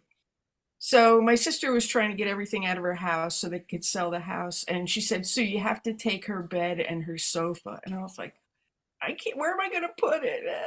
So I hired these movers, right? And they came over and they moved everything into my house. And this guy was kind of, waiting for the other guy, the black guy. And he looked at my turntable and he goes, and he looks at me like this. And he looks down at the turntable and he looks at me and he goes, you're listening to Weather Report. I go, oh, yeah, it's really good. And he goes, you're listening to Weather Report. So something wasn't clicking with him. Here's this white lady living in a trailer, and she's listening to Weather Report, and he was just like it was just baffling him, So there was a little, tension there. I go, hey, man, come on. It's good music. He goes, yeah, I know it's good music. But, I mean, where I stand on the cover is that, I mean, I've had to grow up to the point where one of the first people I met playing music in Ithaca was a young woman from Wells College that was near us. And she came up to me one day after we had played for a while. She goes, Sue, I'm going to transform into a man. I'm going to get I'm transgendering. And I was like, what? Like, I mean, it was really the first time I'd ever comprehend, I knew that, Walter Carlos had turned into Wendy Carlos and stuff like that, but I didn't know how to react to that. So I went to the Cornell Gay and Lesbian Center for Students, because I knew the woman who ran it. And I said, can you help me with this? And she goes, yeah, Sue, I need help with it too, and I'm a lesbian. So we sat and talked for quite a while, because she was the same age as me, right? So this woman, she lives in Chicago now. Her name is Nick. He's been living as a man for over 20 years. She is a man. He is a man. See that? I can't even get the pronouns right. But, it's like... You did, though. You did. I did. You got there. Yeah. So... as long as you acknowledge it and you get there, that's important. I know. So and I really feel like I was in a learning phase. Come on. I think Joni Mitchell can do no wrong, but I'm not gonna tell people that they have the wrong attitude toward a cover that insults them. I mean, I get that, and I think it's a good idea. All these years, I was getting kind of impatient about what is she waiting for, just frickin' change it, So I guess she was waiting for when the next remaster came out, and she did it. So, I mean, I think that in this day and age, you gotta learn. I guess that's what I'm trying to say. You have to educate yourself, and I feel like I'm still in the process of doing that. So. I think everybody should always be in the process of doing it, forever. It should never stop. Yeah. Yeah, Lauren, you're up, and then Ruben, then Jack. Yeah. I'm glad she changed the cover for sure. I don't really know exactly her artistic perspective on it. I'm not super well versed in all the history of everything. It's not my strong point, but I know you learn by listening and you learn by living. And I think, it was definitely time. But I'm curious with Bob, when you mentioned, Black people get her music, I almost wonder, is it like the people that she's creating the music with? Is that what she's referring to? Because how many great musical connections did she have with people of color? I don't know. I don't know the context of which she said that, but that's kind of what I thought when you mentioned it. Well, that's true. And you know, but by the same token, her 74 band, when she finally started jumping into jazz, I want to say that was an all-white band, Tom Scott and Robin Ford and all those guys.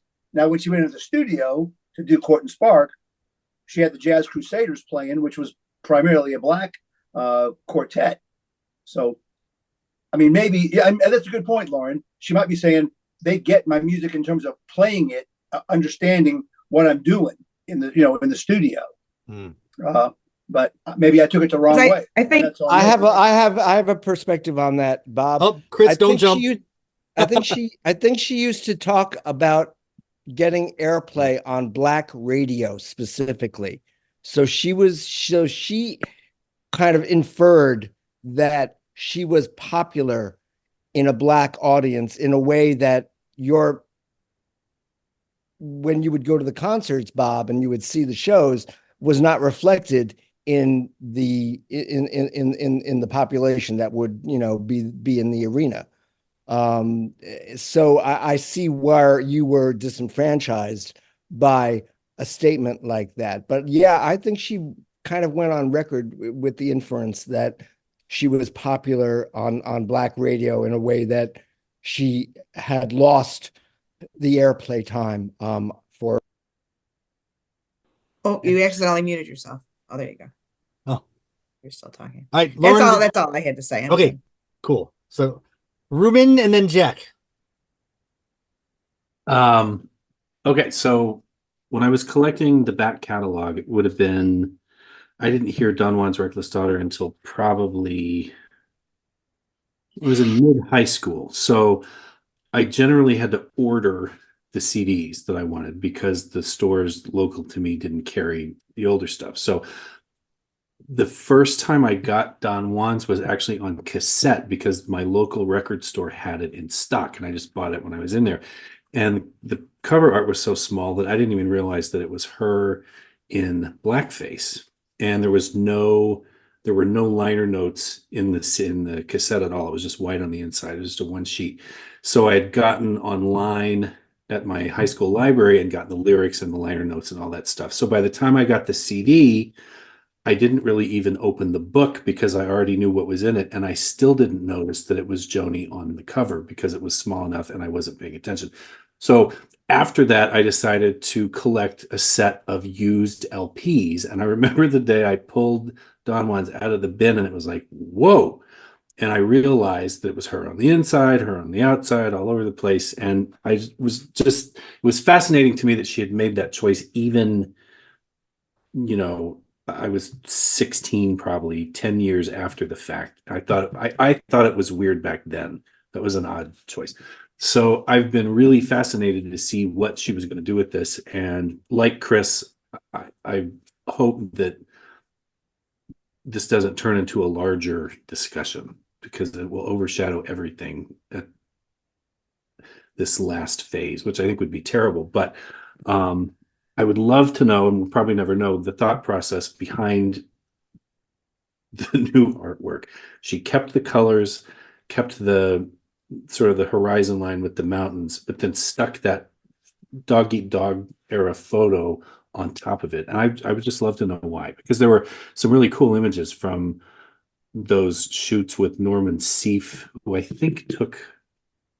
So anyway, there were really good images that were contemporary to that she could have used and she didn't. And I would love to know why. But yeah, Ruben, if you have the songbook, isn't there like a nice picture of her like in a drive-in movie theater? Mm-hmm. There's some really interesting pictures that neat stuff you never see anywhere else outside of those songbooks. I mean, they're so cool. Yeah.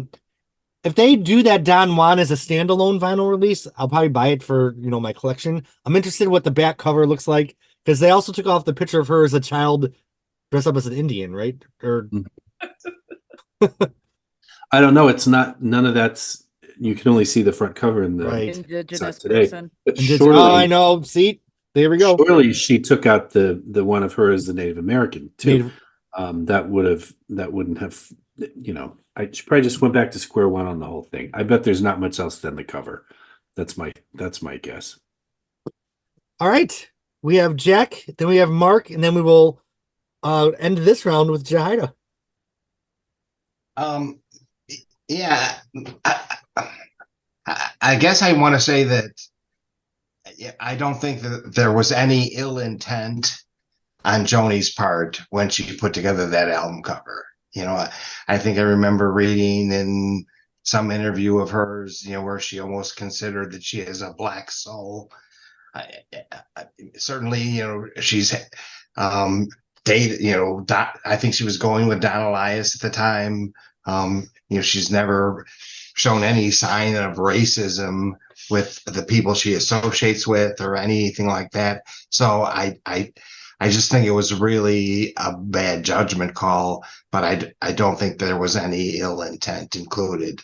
But I saw Rhiannon Giddens in a concert once, and she explained the whole history of blackface, and it was a very lightning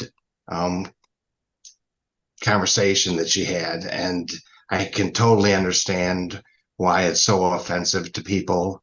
I'm thrilled that Joni changed it. I do think it is kind of weird that she used the wolf thing. But I'm glad she changed it, and it's probably, I always say Hajira is my favorite album, but Don Juan's Reckless Daughter is the one I listen to. So it'll be interesting. Anyway, sorry, I'm rambling. She's still trying to push Dog Eat Dog on us. What would you do if we get the vinyl of the new Don Juan, and on the back cover is a picture of her with the blanket from the chalk mark in the rainstorm photo session? All right, Mark. Well, I agree with Jack. I don't think that there was any ill intent with that choice. I bought the album, the record album, when the vinyl, when it was first released in 1977, I think it was.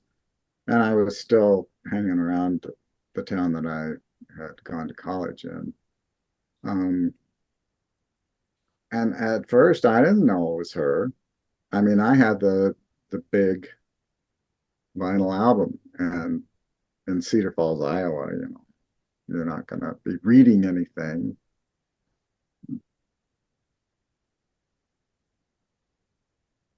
When I finally did realize it, I thought, oh my God, that's Joni, and it just seemed outrageous to me. And I didn't think of it in any other context besides that. I just thought, oh, wow, this is outrageous. And wow, that's great. Joni's just, out there. I think, if I remember right, she had talked about walking down the street in LA and a guy following her and whistling at her and saying things to her that looked like this Art Nouveau character that she created. And she got an idea for going to a costume party in blackface and dressed up like a pimp. And she said nobody in the room knew who she was. And that silly movie that she made for that Black Cat and the Black Mouse socks. Yeah. She does the same thing in that, but so she got this, I don't know, apparently she decided that she was going to do this for the Don Juan's Reckless Daughter cover. And I believe somewhere in an interview, she said that this record was something she just threw together because she wanted off of her label or something. And she was having a hard time with Geffen or who, but and so this record was just kind of a hodgepodge that she threw together, and she just kind of did the same thing, I think, on the album cover. As far as the Joni dressed up as the First Nations person or Native American or whatever you want to call it, that's referenced in Paprika Plains, and so I don't think that's particularly offensive. That's just a kid the way she described it in the song, I would tie on colored feathers and I'd beat the drum like war. That's just part of the music and part of the record. I too am very, very glad that she decided to take that off on this latest reissue.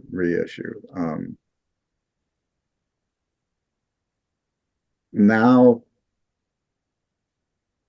that we know more, those of us that are not people of color, about how that affected people that were people of color and how it would affect them now, it's like, oh my God, how could she possibly have done that? And because it's a pimp, yeah, and there's the whole minstrel thing that is just horrible. And so I'm really glad she made that decision to change it.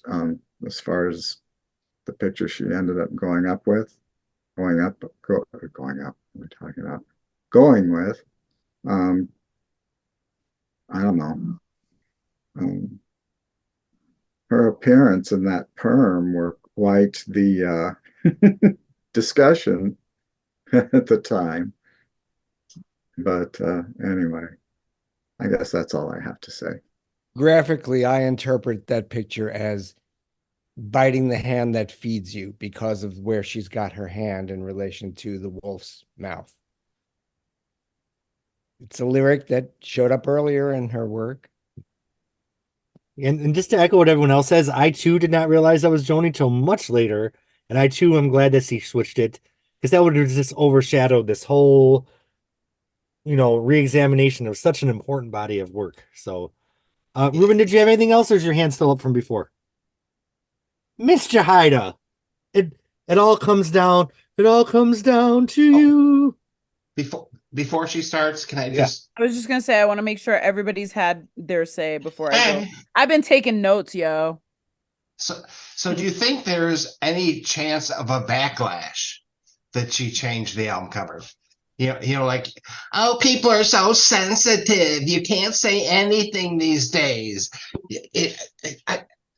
You gotta believe that there's going to be a group of people out there that are going to lose their fucking minds over this. I think the only person was someone that was on my first podcast. Those people, Jack, aren't going to give a shit because they don't know Don Juan's Reckless Daughter anyway. There you go. Okay. Yeah.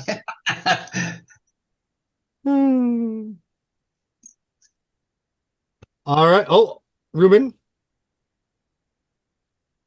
I just thought of one thing. I do think it could have turned into a bigger thing, because when Joni dropped off Spotify last year, after Neil Young did,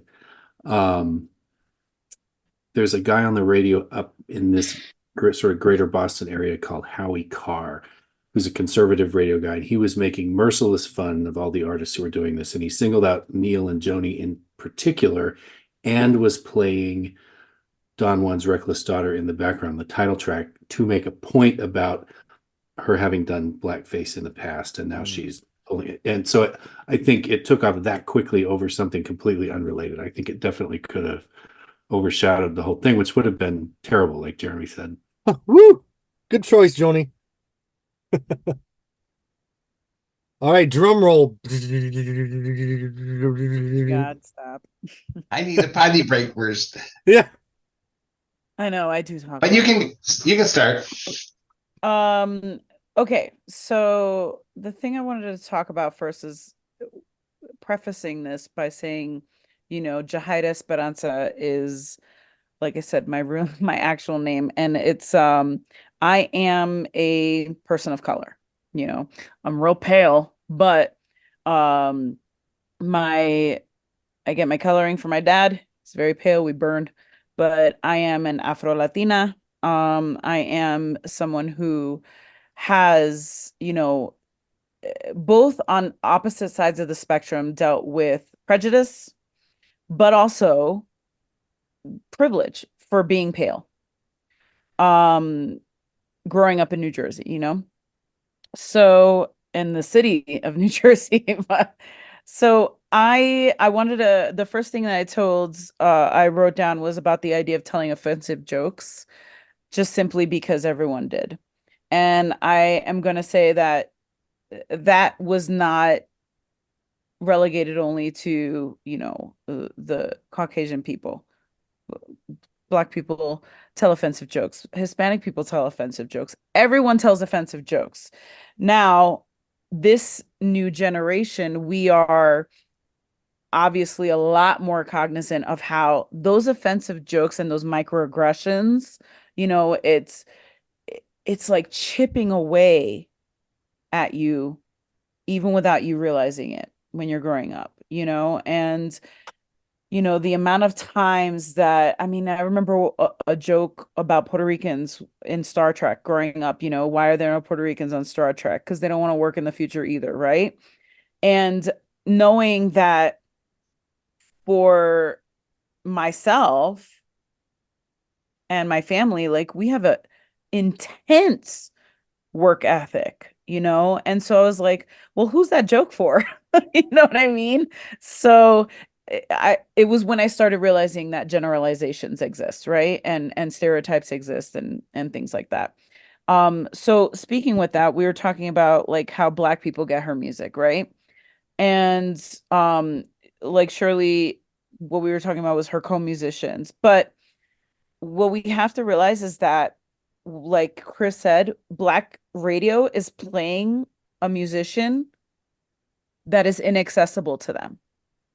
And the reason why is because purchasing music and being able to go to concerts is cost prohibitive now and back then. A lot of perhaps her fans that were not white, facing people weren't able to afford to go to her place, to her concerts, I mean, weren't able to afford her music.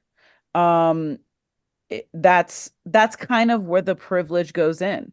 We automatically assume, well, I mean, you didn't spend money on that, so therefore that means that, you didn't appreciate it. You could appreciate something and not be able to afford it.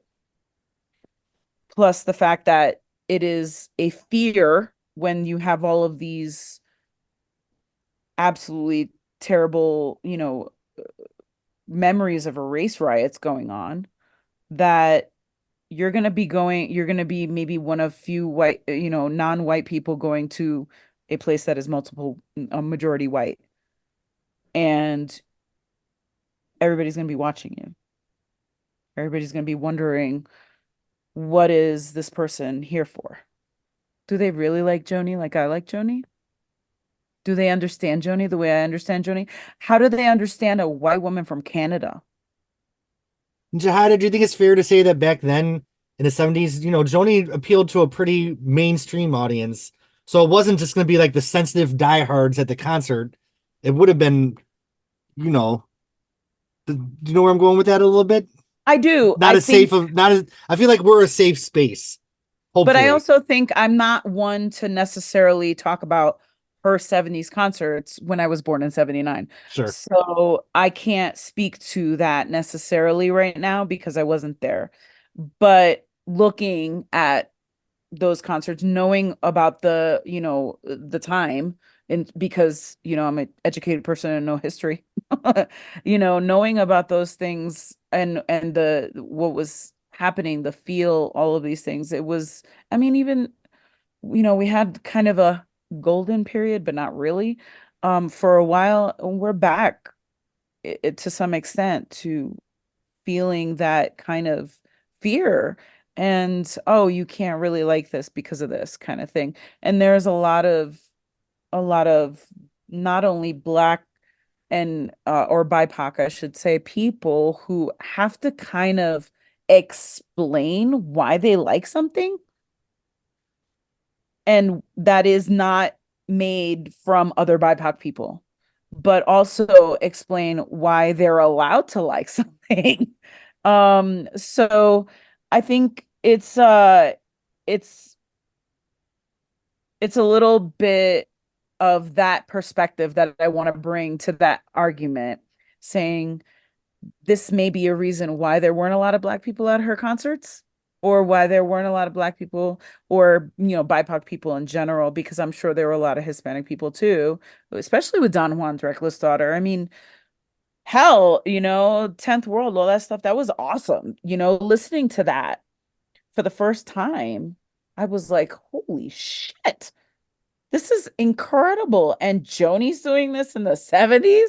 Like, she had her finger on the pulse of what was hip before it was hip, And so I feel like that is a way to explain why it doesn't seem like she is as mainstream again, in terms of all. I mean, I would be really interested to find out if there was even a way to, I mean, there isn't, but a way to pull people of color and find out whether or not they were big fans of hers back then. But probably not possible. So, and also just to talk about that cover of Don Juan's Reckless Daughter, again, we've all kind of agreed that it wasn't an intentionally malicious kind of cover and things like that. And I wanted, because I wasn't around back then. I want to see, like, was it insulting at the time? Like, did people did it come out and was there an outcry? Did people say, like, the hell? Like, this is bullshit. Why is this happening?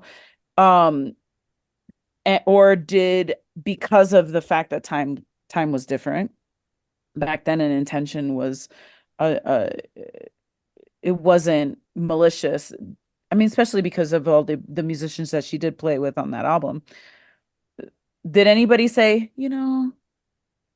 might want to think about this, putting this out? Or was it seen as just a imitation, as a sincerest form of flattery, perhaps as misguided as it was, was that the prevailing sentiment in as opposed to, you're being incredibly rude, like, racist, and this is performative and terrible, and you're, being, like, just a minstrel, right? Also, I wrote, like, we didn't talk about this second part of that question. Oh, wait, before I even get there, another musician that has recently, like somewhat recently, within the last 20 years, has done this exact same thing as another music group that I really love called Of Montreal. And the lead singer is named Kevin Barnes, and they are from Georgia, Athens, Georgia, I believe. They have an alter ego named Georgie Fruit, who I even went and found Kevin Barnes talking about Georgie Fruit. So Georgie Fruit says, or Kevin Barnes says, more than a decade ago, I created a songwriting persona named Georgie Fruit to help me escape from my chemical depression and neuroses. I wanted to become something glamorous and playful because I was suicidal and miserable. I wanted this character to be as far removed from my real life as possible. So many of my heroes are Black musicians and artists. So I made my writing persona Black. This writing persona was also trans. Inhibiting this trans persona actually helped me discover that even before I knew the term for it, I have always been identified as non-binary. So this musician, Kevin Barnes, created this entire persona in 2010-ish that if Of Montreal were also mainstream as Joni, probably would receive quite a bit of backlash right now as well. But because there is a more of a reverence in terms of why and why this person is choosing to be this persona, it is not as seen maliciously. And how many times, like we said, did Joni say, like, I was the only, the only black person at the party. Well, Joni, you're not, but inside you feel such an affinity. And what is to say like that she is wrong for feeling that way? She may be wrong for her means of expression in the eyes of today. But is it wrong for her to have that affinity and appreciation and, love for something that has brought her such joy, which is what the contributions that the BIPOC community have given, that she was able to see at a time others may not have been able to see as much. So there's that. And then there's also the second part of that question, which is, what if Joni was a BIPOC? What if she was a, Black, Indigenous, or a person of color? Would we even be talking about her right now? Would we know that she exists? Would she be lauded as she is for her genius? Or would she have been relegated to the back room? And that's, I think, something that should be talked about in addition to that cover. Her saying, I want to be this person, Art Nouveau, because I identify with them. What if she wasn't the willowy white blonde woman we know from Canada? Would she be Joni Mitchell? Or would she be known like Joan Armatrading? Would she be someone who is incredibly brilliant? Tracy Chapman, right? Who is getting a little bit of their due, but will never be as lauded as Joni is. And that's all I got to say. All right, so we have Bob and then Jack.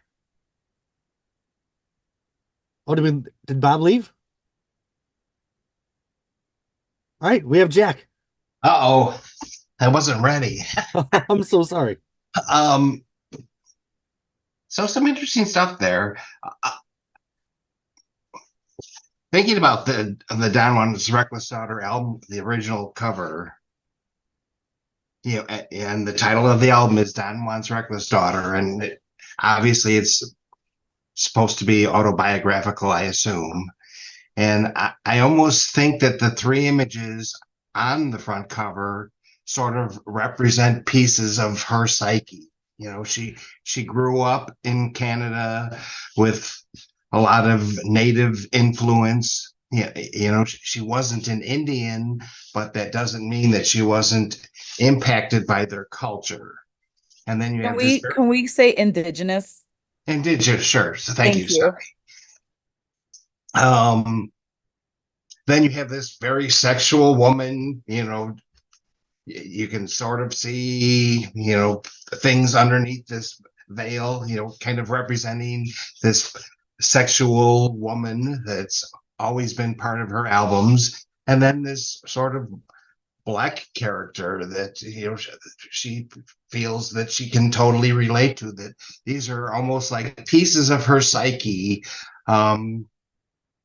So to me, I think the original intent again was very honorable, though obviously misinformed. I think if she was aware of the history of blackface and all that represented the whole minstrel thing, she would have never done it. And it's a shame that no one on the staff or whatever back then. And I also don't remember any kind of uproar at the time. I bought the album when it first came out. I actually didn't even have any money. I took a bunch of albums that I already owned to a record store and, turn them in for like 50 cents a piece or whatever in order to raise enough money to buy this album. And it was just amazing to me. So there was something else I really wanted to say, but I don't remember what it was. So someone else take over. If I remember, I'll come back. And you think of album covers back then. Remember the Ike and Tina album cover where they're in whiteface eating watermelon? Called Out of Season. I mean, all right. Any other thoughts on this topic before we move on to our final couple things? Can I just want to say one tiny little thing, just in general. No, we can all assume and that she didn't mean harm by it, but I do want to recognize that like harm is harm. Like right. whether I don't want to like downplay necessarily either. I'm really happy she changed it, but I think it's really important, especially as a majority white looking, at least white people here, that we're aware that like it's not like if it's harm, if somebody says it has harmed them, then we need to acknowledge that, whether or not like, and then it's time to listen and learn. I just want to put that out there. And I feel like she's at that point, right? Like, which is amazing. Like that, listen, I don't know about you, but the older I get, the harder it is to feel like change is something I can do, when it's mentally, but it's about reprogramming. And I feel like that's something that she is open to, which I really love. So, I feel we have to also acknowledge that part, that she is making these changes, right? She is saying, yeah, maybe not the best idea back then. I didn't mean to be, harmful, right? Like, so I think it with, there's a saying in Spanish called no hay mal que por bien no venga, which means there is no good without the bad. And so, you have the bad that happened a long time ago and it was not meant to be harmful, but it was harmful, acknowledged, changed for the good. So I think that's, something for sure, like needing to be also mentioned, is she is 100% owning up to it. Yeah, the other thing that, I think that's maybe important to remember is that there were Black people that played on that album, or people of color that played on that album. And you got to believe that maybe like Don Elias saw an advanced copy of what the album cover was going to be. And, did he not raise a concern? Again, I think back then it was entirely different. I don't remember an uproar about the album cover when it came out. But years later, when it became a political thing, like, oh, this Republican was found, at a Halloween party dressed in blackface, and then this person was shamed. And that's when a lot of this seemed to start. Oh, yeah, well, I remember when Joni Mitchell did blackface. So at the time, I don't think it's, I don't know. Again, I don't see any ill intent. I'm thrilled that she changed it because I think it made sense to change it. But I think we have to remember, where society was back then. And at the time, I don't think there was the knowledge about the harm that the blackface did to prevent that sort of thing from happening. I'm also curious, we did mention that Joni did have people of color on her album. Would they have felt safe to tell her that it bothered them? Did they internalize like, I don't really want to bring this up? We never know what really went through someone's mind, if it felt like a safe thing to talk about.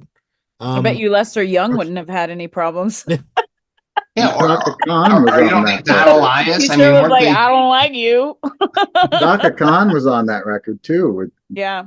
Think she wouldn't have said something? We don't know though. You don't know for sure. Don Elias broke up with her then, didn't he? He like just yeah, and maybe that had something to do with it. I heard it was because he had in her room there was a big nude of Don and his erection, and he said, I don't like this. Nope. I don't know where I heard that, but That's creepy. yeah, Chris, you're yeah, up. I think I read that somewhere. yeah. I haven't heard that story. I don't know what happened to that painting, but he doesn't really talk about that either. I just wanted to agree with what Jahida was saying about the fact that, yeah, probably her, acknowledgement or, understanding of her privilege allowed her to do that, and to make that statement, however ironically she wanted it to work. I think even more to her credit now, she's realized that if it's causing somebody pain somewhere, it's the irony of that statement is all but lost. So it's time to say goodbye to it. And it was just really the right time to do it. All right. And Well, I also wanted to say before we finish, like, I don't want to be, I don't want to even presume I'm like the voice piece for all BIPOC people. You know what I mean? I don't want to talk for everybody. That's not my intention by any means. I'm only speaking to my perspective. So I don't want to say like, oh, this is the BIPOC, like, sentiment on this whole thing.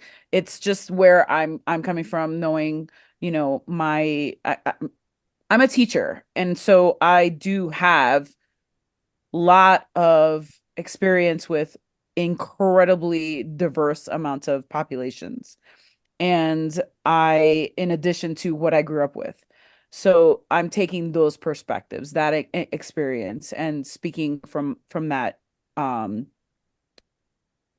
that like again, perspective. I hate to repeat myself, but that's the word that keeps coming up. So, but also too, I wonder how many of you, I mean, that's a question I really wished y'all could answer, is how many of you think you would have been a fan of Joni if she was a BIPOC person? I think I I would have think been. that would have mattered. Why do you, okay, so why do you say that? I love that, and I want to know why.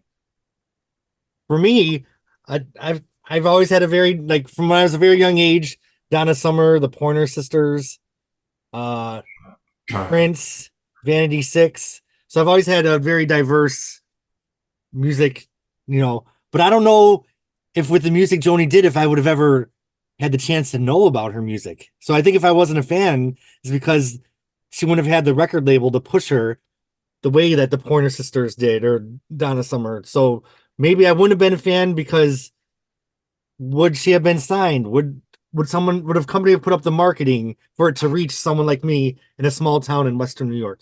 In that time frame, who was, name another Black artists that were singing folk music? It was Richie Havens and Phoebe Odetta. Snow. I mean, not Yeah, Phoebe Snow. Phoebe Snow was later. Oh. Phoebe Snow? In Oh. the 70s. Okay.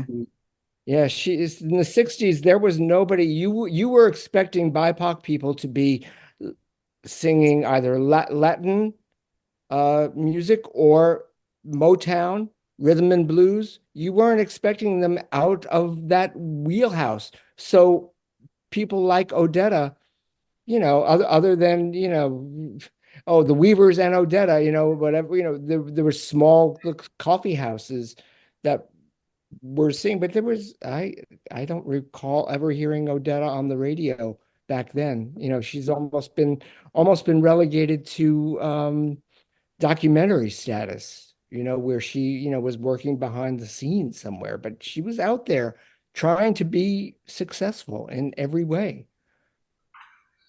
I wonder too how much of this is sort of an American perspective too. If we'd all been from another part of the world, how different would it have been in terms of the artists that were able to reach the general public? I don't know.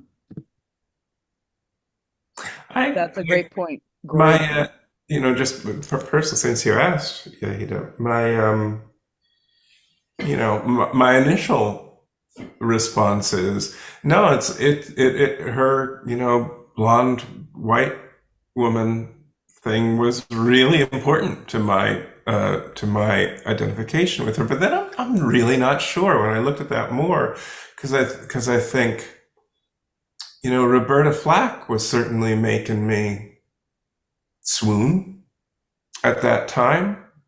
And, maybe if Roberta Flack had, kept, had been, kept with the artistry that Joni did, maybe with the machine behind her, I don't know. It's a really difficult question.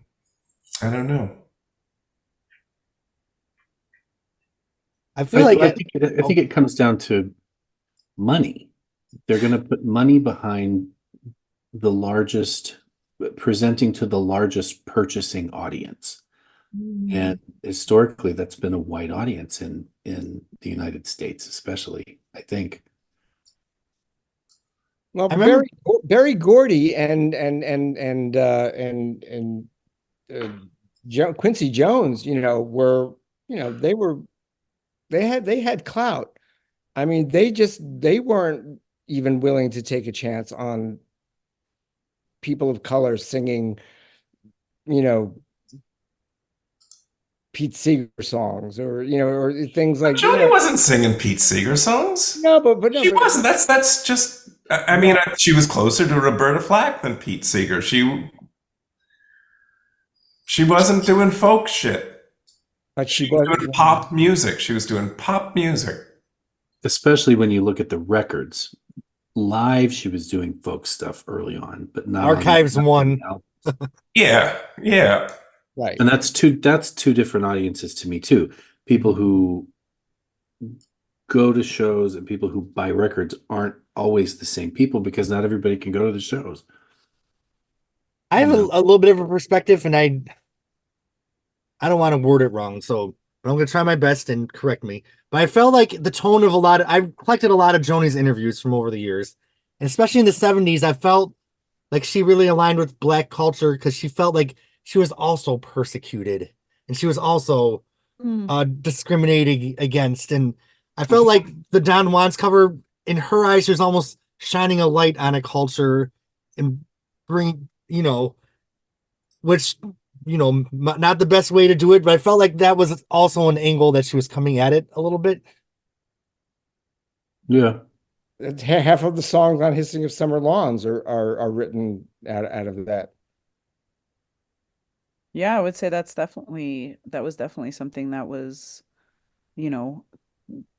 her intent, I think, to some extent. Right. I mean, as we know, like, Joni has been railing for years against her persecution in the music business. And, yeah, okay, she may sound also sometimes just like, get off my lawn, but at the same time, well, be nice, but at the kitty. same time, she's right. Like, and she's had there have been so many like things where it has proved her point, in the especially in the last 30 years or so. So yeah, I would say certainly persecution was a big thing. I mean, I wasn't thinking she was like, she probably didn't feel it to the deepness level of probably the BIPOC community, but I'm sure she felt to some extent. And so yeah, I would say that was definitely a thing. To go back to Roberta Flack too, we have to also remember Roberta Flack, who were the people that she collaborated with? It was very R&B. Donny Hathaway, People Bryson.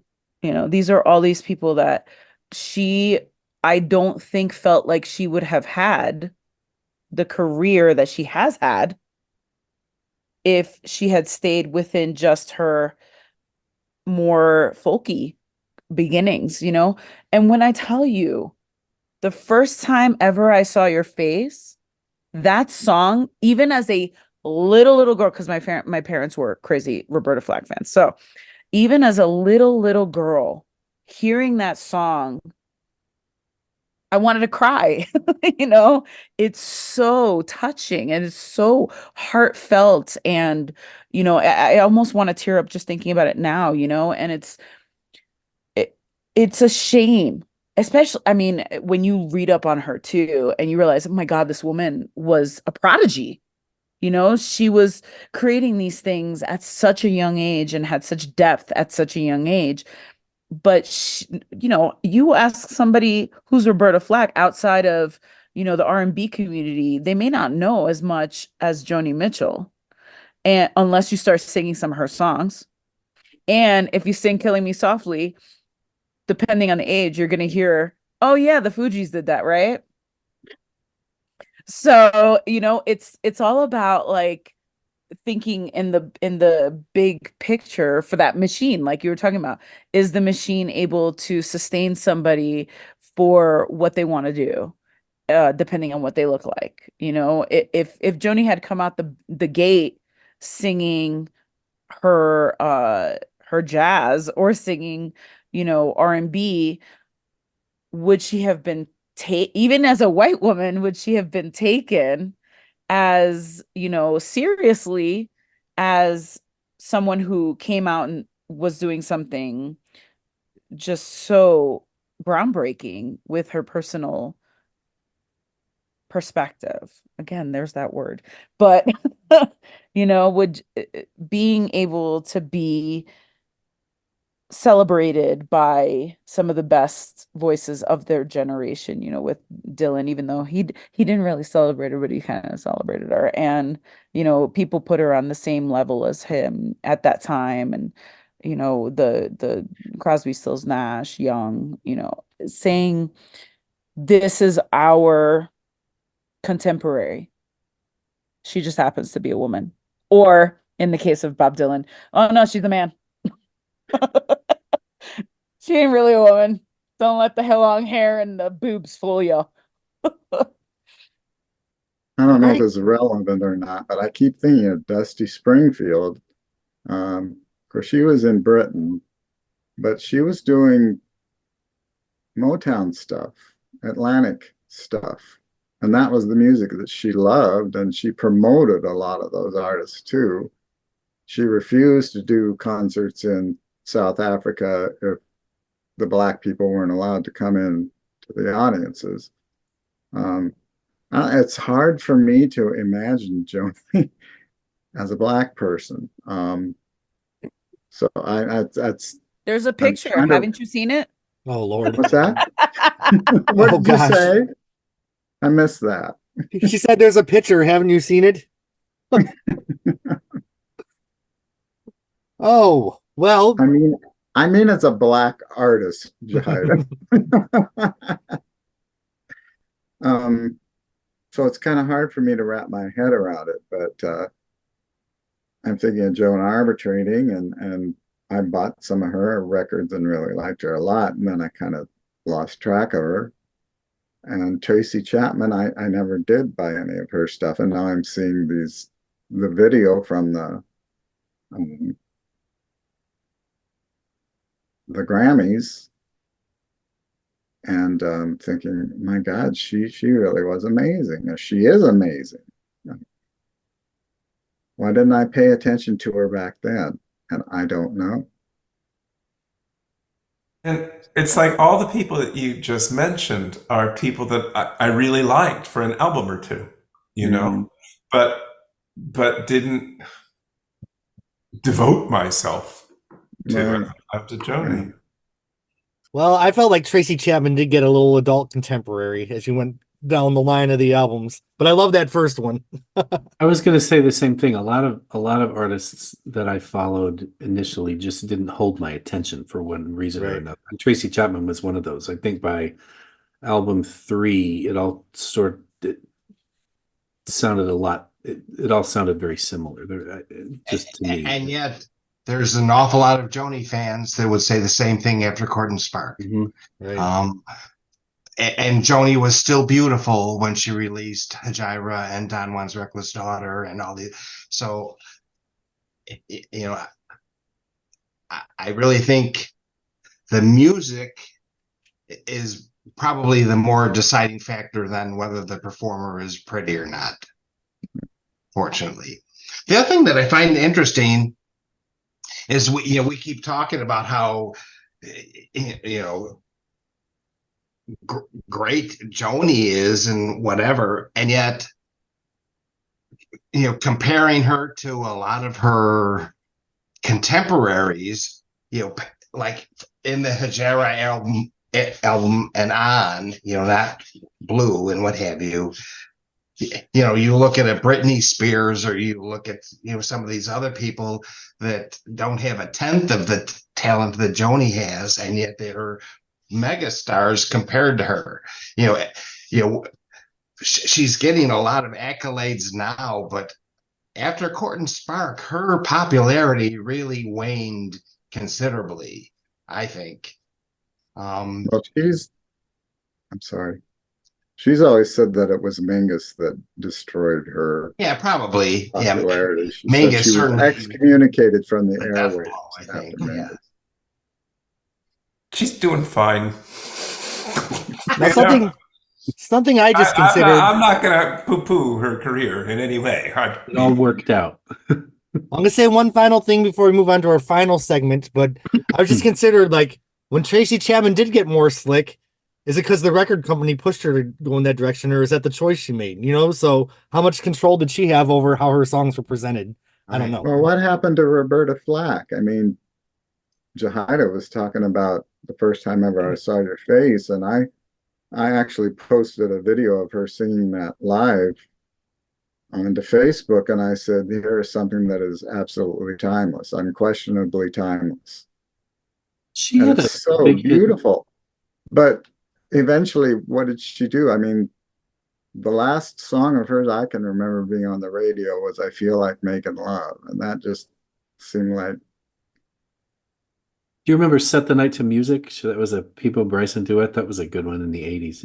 No, I got a lot of don't. airplay. All It's right. funny too. Somebody mentioned Joan Armatrading. One of my favorite all-time albums is Secret Secrets by Joan Armatrading. great. Was it one of good? her 80s albums. Oh man, it's great.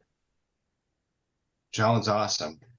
All right. Well, I have three more shorter things I want to cover, and we'll be out of here before not too late. We had two iconic performances from Joni in the last few months, and I think we should discuss them here as we wrap up season 2. We had I'm Still Standing, where Joni basically rewrote all the verses at the Elton John tribute. And then we had the Grammy performance that everybody was talking about. Everybody on my Facebook. People that would never have talked about Joni Mitchell. It became part of it was a pop culture moment. My phone started blowing up. Everyone was crying. Because everyone, like, to my friends, I'm the Joni Mitchell guy. Like, they know I went out across the fucking country with you guys and went up a fucking mountain and some bullshit. But, these were moments where Joni really permeated the culture, maybe in a way that she never had in some ways. So let's talk about those performances. Mark, your hand is up. Well, I just want to say that the Grammy performance, which was incredible. I mean, it was... I can't come up with the word right at the moment, but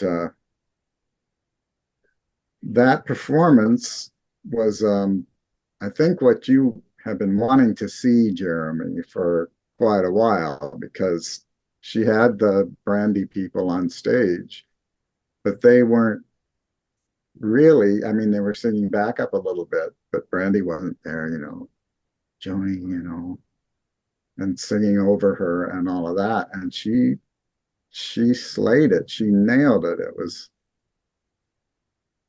transcendental. It was,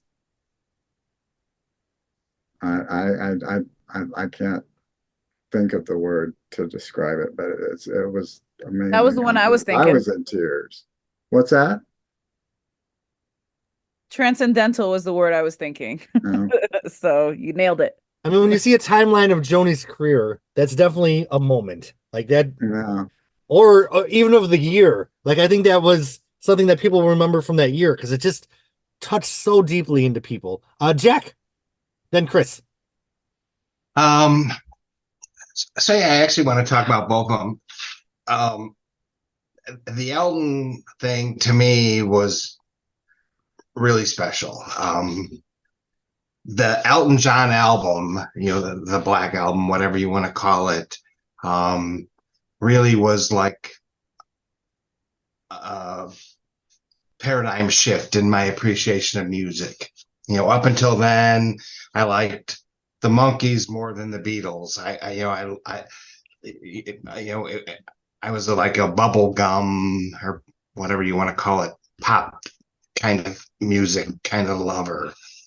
And the Elton John album just opened my eyes to the possibility of what music could do.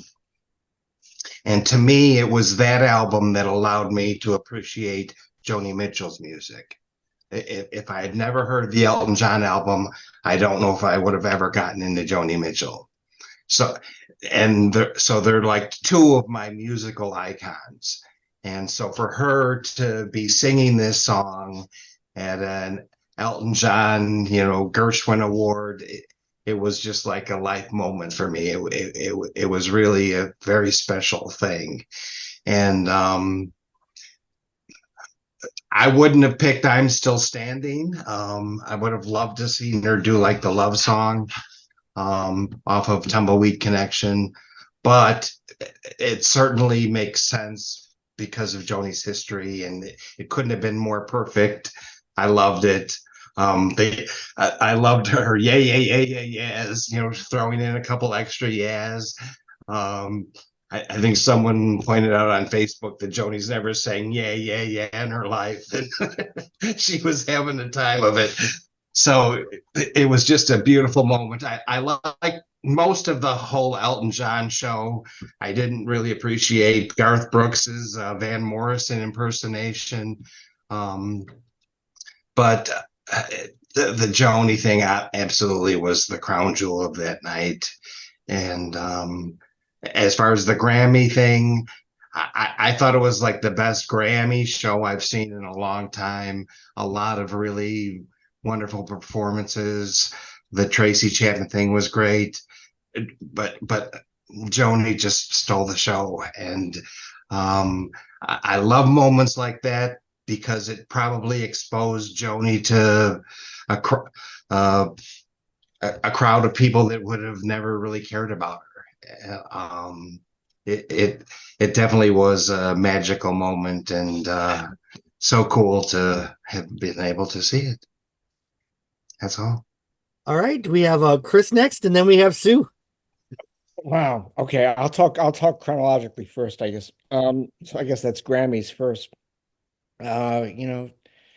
Playing to her strengths again, she knew how to, she knew the situation that was going to differentiate herself from the rest of that room and the rest of that night full of pyrotechnics and big dancing and lasers and smoke machines and everything. And she just took everybody to school quietly, insularly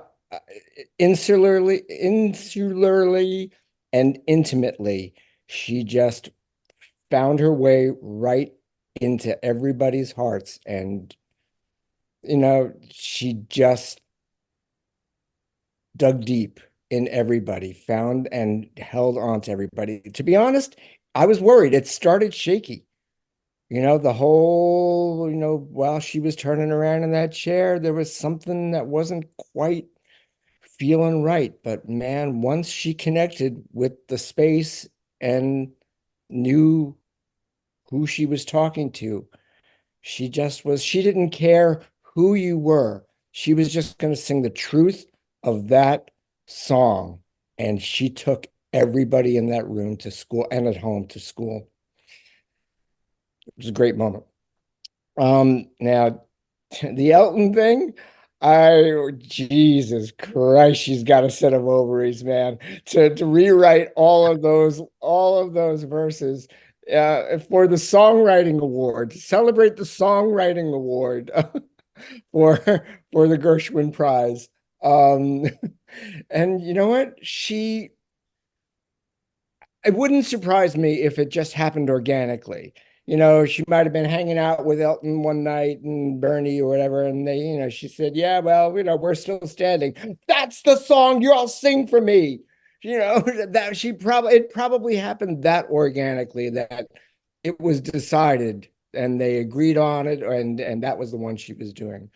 But she got closer to it and she said, "You know what? This doesn't have the truth I need for me." And she put it in. She brought it there.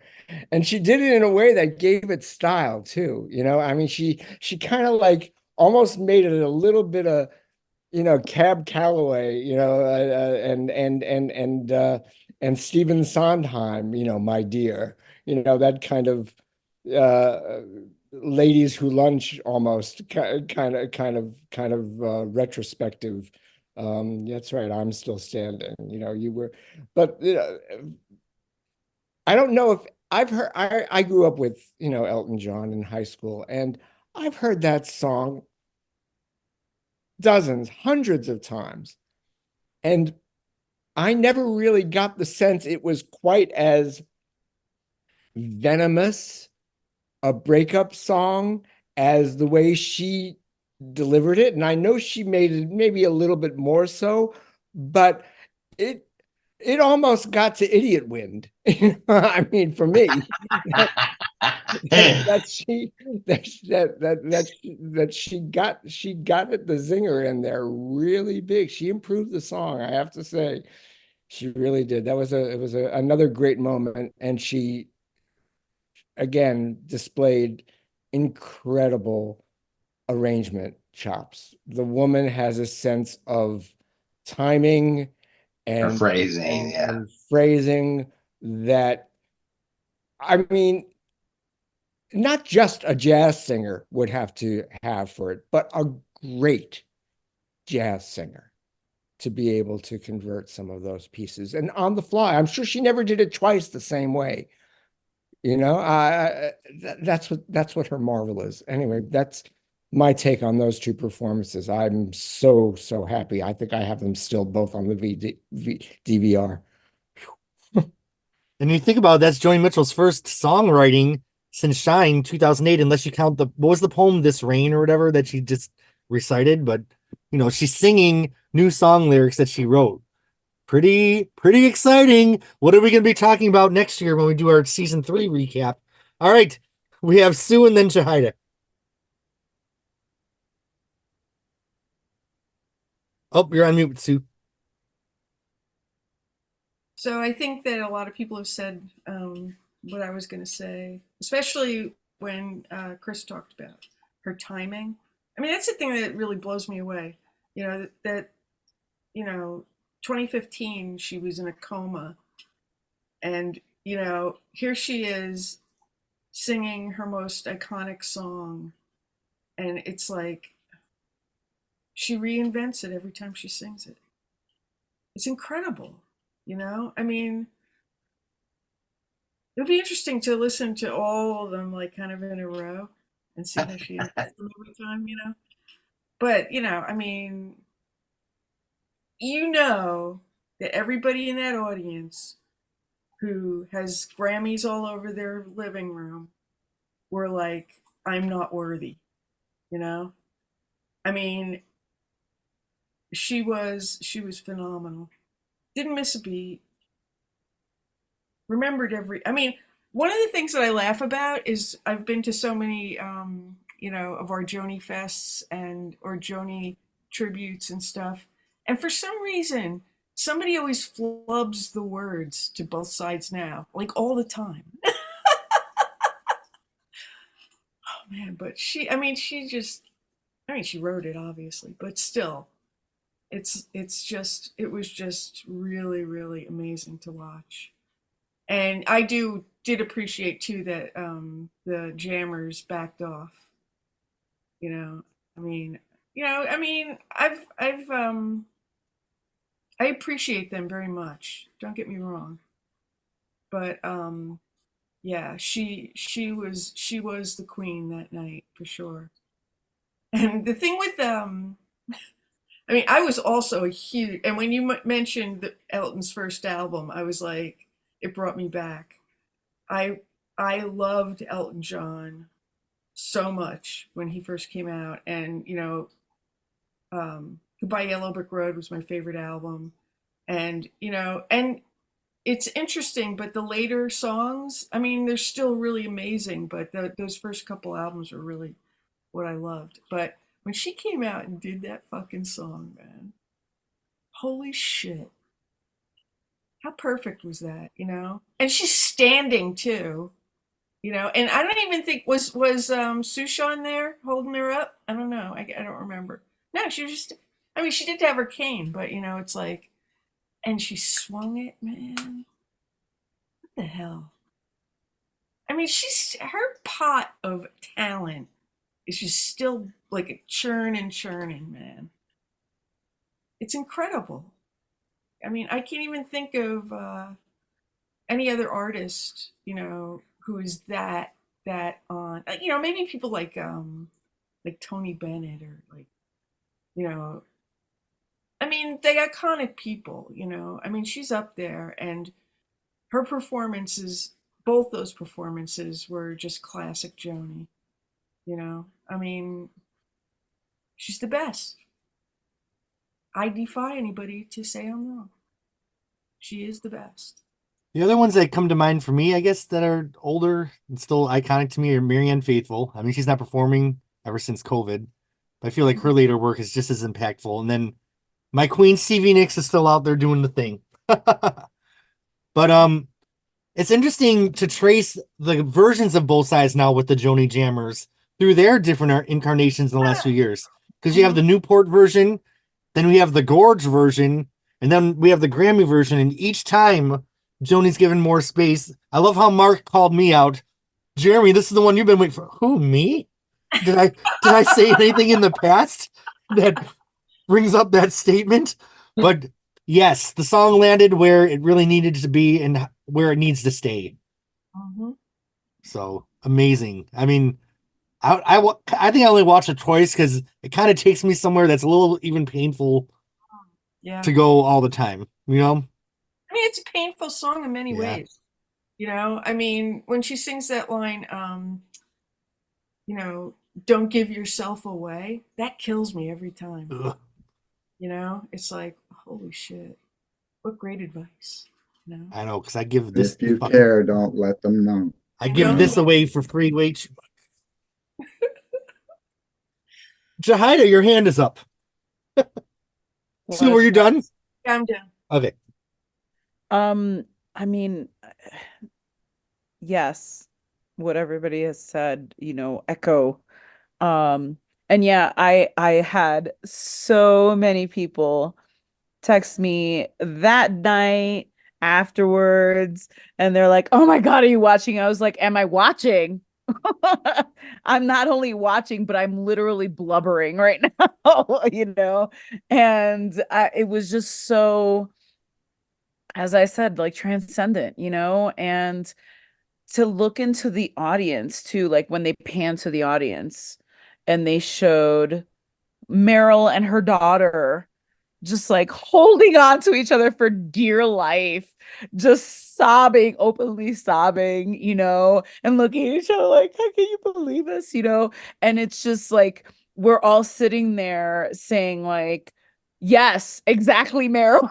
Like, we're with you, And then what I'm really interested in too is they pan to the table with Beyonce and like Olivia Rodrigo. And I'm like, listen, I'm a big Beyonce fan after her Renaissance album. Like, I also love Destiny's Child, but like Renaissance was like, oh. And so I am so curious because she absorbs things like a sponge.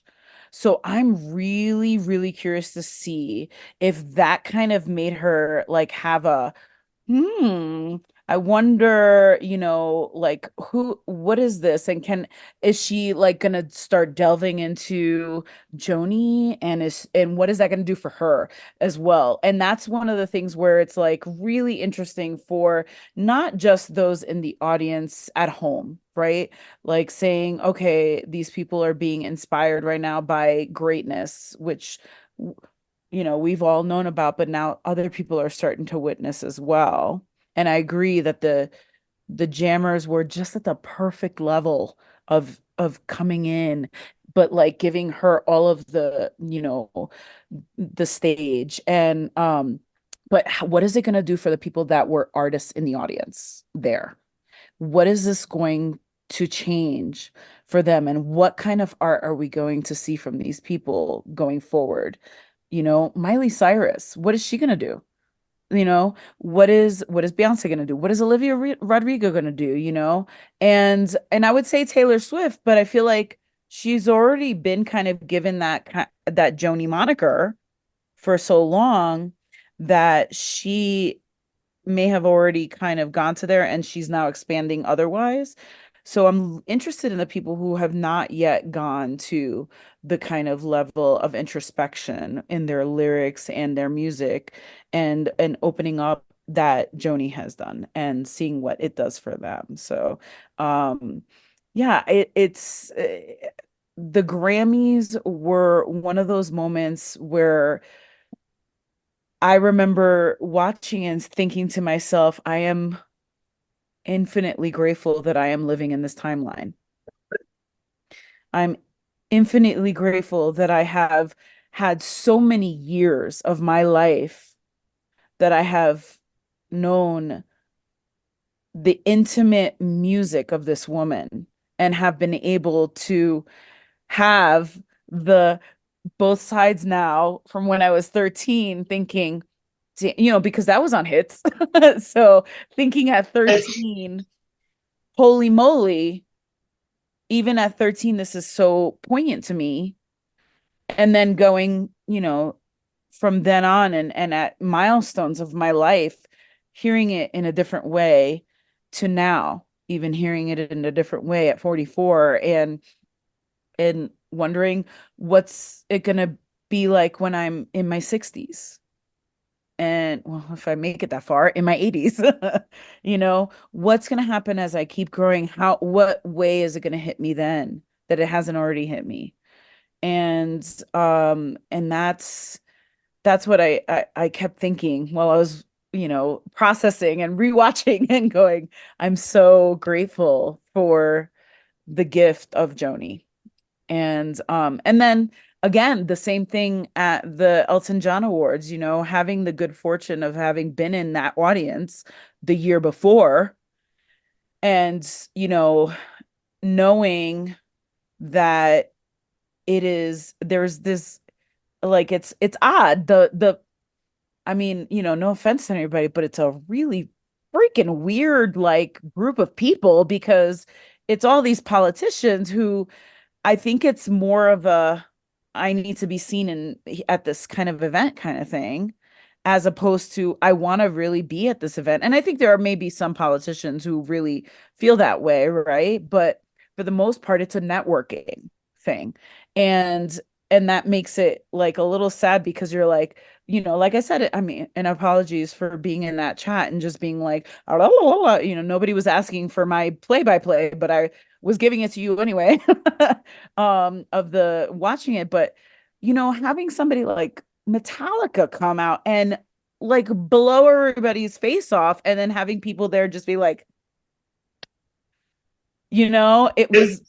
it was so upsetting for me because I know, having been in the audience and seeing people coming out for Joni's like event and being like, are you guys seeing this shit? Like, this is incredible.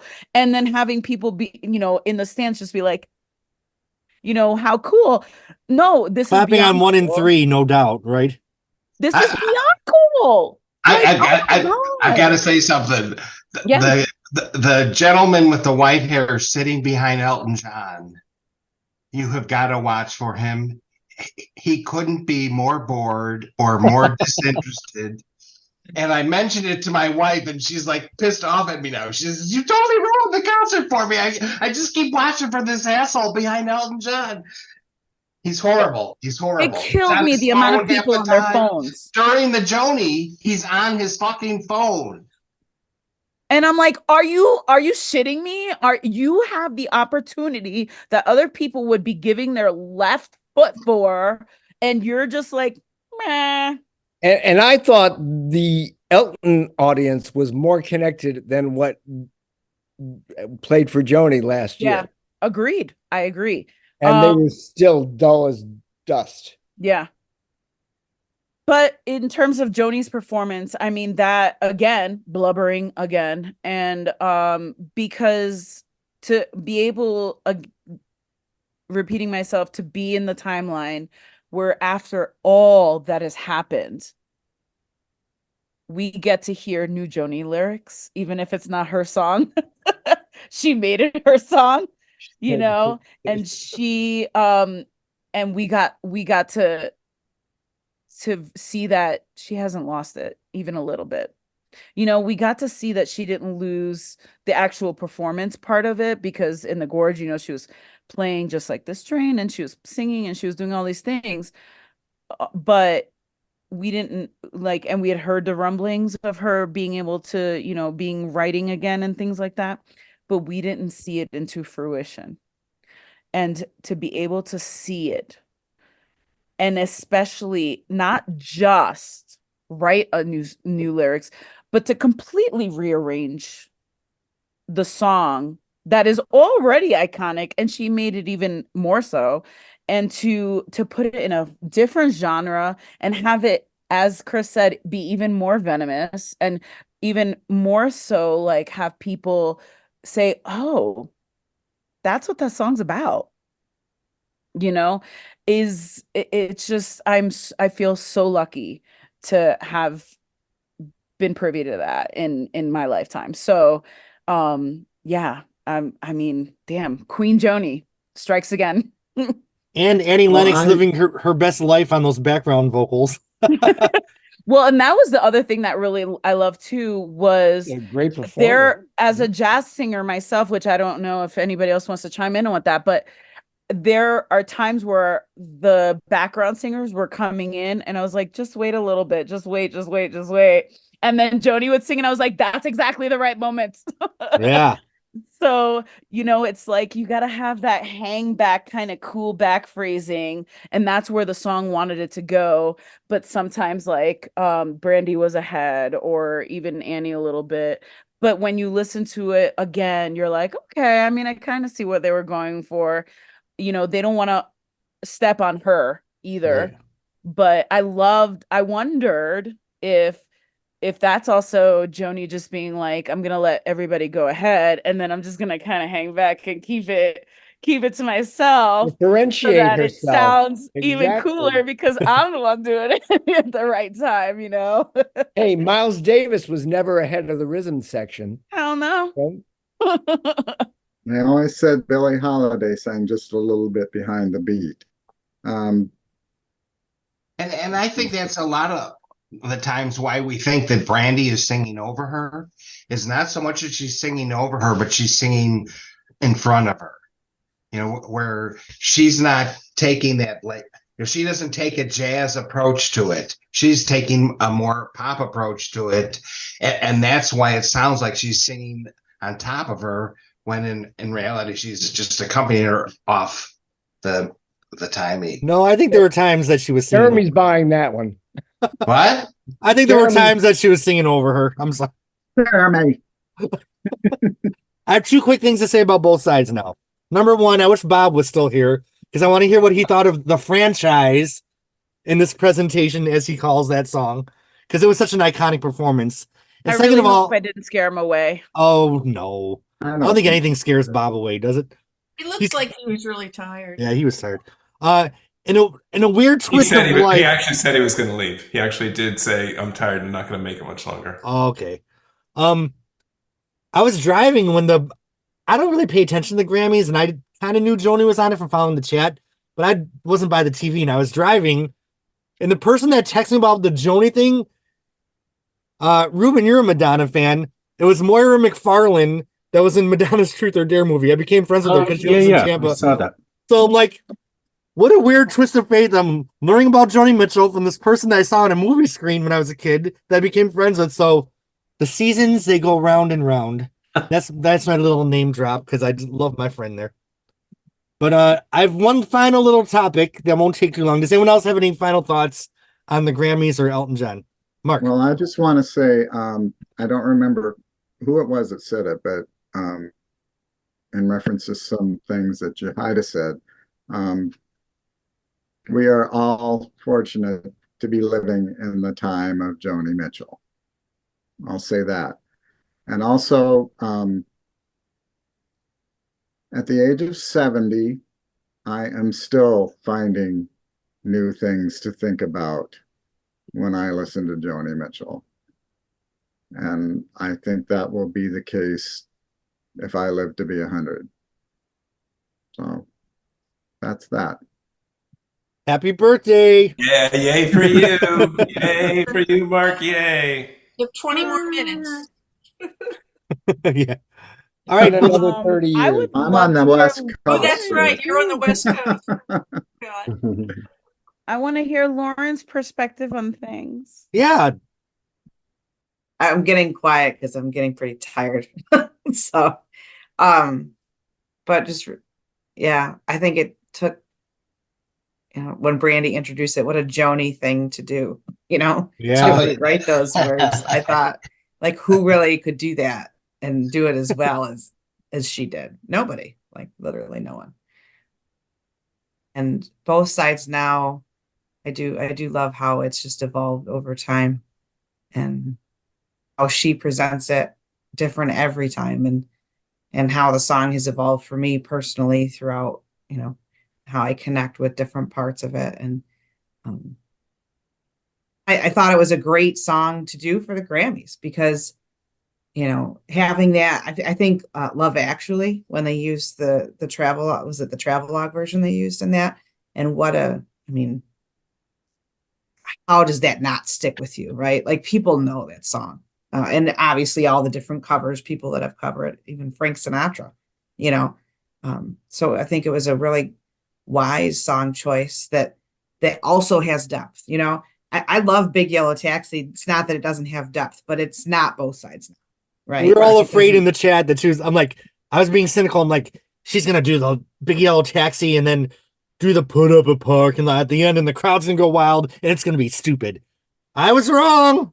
I was really glad. I mean, it's a great song. It's a Big Yellow Taxi is a great song, but I'm really glad that they didn't do that. Right. I think it made for a much more meaningful experience for people who know and love Joni and for those even who don't. And how does the song just keep getting better? I know, right? It's like a wine. Like the song keeps getting better and better through the years. So, well, I think the maturity, puts a whole different spin on it. The hearing it from a woman of her age versus a woman of her age when she wrote it. Yeah, it's an entirely different experience. All right, Stu, did you have something before I go to the final little piece? I just wanted to say that it's such an iconic song that, people are going to be playing that in centuries. Yeah, it's a standard. If our world is still around, but I was going to say if we're still around. Right. But the way I look at Joni Mitchell's music is that it's almost like a classical genre that needs to be preserved. That's why I love playing the music. I loved playing with Lauren and the Good Souls, because it's like you're bringing it to the people in smaller venues so that they can come. Like we did our Ithaca tribute concert for like 12 years and before COVID, and it was standing room only every time we did it. It was crazy, and it's because her music is just so loved, and okay, there's some people who just like the hits. I don't care, but there's some people who come out, like this one lady came out shivering. She walked up to she asked if she could play, So she comes up shivering, she gets to the piano, and she plays this fantastic version of Down to You.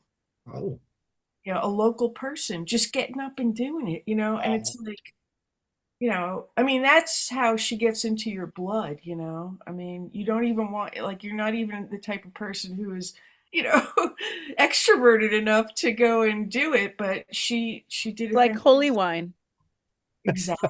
But Sue, your work is what's helped keep it alive in that classical sense in terms That of part. tabulating. Sue Tierney, see her on YouTube and Well, TikTok. I mean, that's the on difference. Reels, I've been putting my Your videos reels. on Instagram Yep. Reels. I love it. All right. Well, before we wrap up season 2 of Phonogenics, Joni episodes, the Joni family, we have the 1976 to 1980 remasters coming, which of course will be followed by the archives, which we will discuss in season 3. So there'll be at least 2 Joni episodes next season where we discuss the archives. And then I feel the season should always end with the existential Joni discussion. So this is a new tradition that has started towards the end of the season. Until we don't exist. Till we don't exist. Yeah. One day we all won't be here.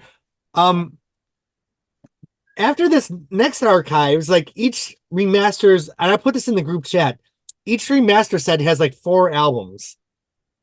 If there's only gonna be 5 archives, is the next remaster set gonna be like 8 albums? Like, what's everyone's prediction for after the set of archives? Because we have Wild Things Run Fast, Dog Eat Dog, Chalk Mark, Night Ride Home, Turbulent Indigo, Taming the Tiger, Both Sides Now, Travelogue, and Shine. That's 9 albums. One that's a double album. You have the hits and misses and all the compilations. Which I guess Urge for Going is the only thing that was new Well, on those. they may rethink Yeah. that, So what do especially considering of all of the, kind of Attention. attention she's been experiencing. They may have decided, Expand. let's stretch this out as much as we can. Right. Who knows how much Joni really had as far as like outtakes and stuff for like Taming the Tiger. I guess you had a lot of the live performances, which could be bonus material. So do you guys see 2 more archives? What's everyone's prediction just for fun? Well, Chris. can I just say I have one thing that I really need to see on the archives that have Turbulent Indigo, which is the full recording remastered of the Gene Autry concert. Mm-hmm. That concert is like one of the best things I ever. Well, it was a radio show, so I don't think they have a video of it. I think it's Yeah, I have the just CD. audio. Yeah, and I mean, that's when she started coming out and playing, like reworking some of the earlier songs to an acoustic type of Turbulent Indigo style. Right.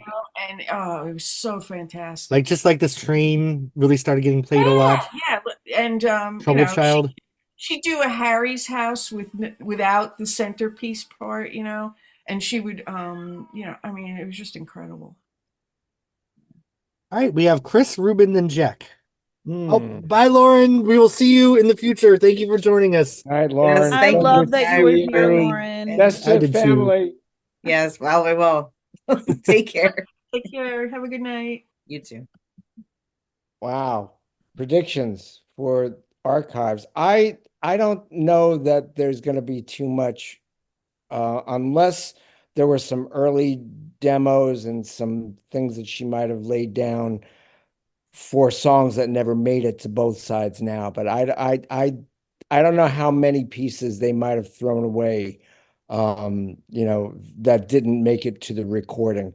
I do remember that the concert tour that started that was done when they were previewing some of the songs that later were to follow on Travelogue, the orchestral arrangements were a little bit different.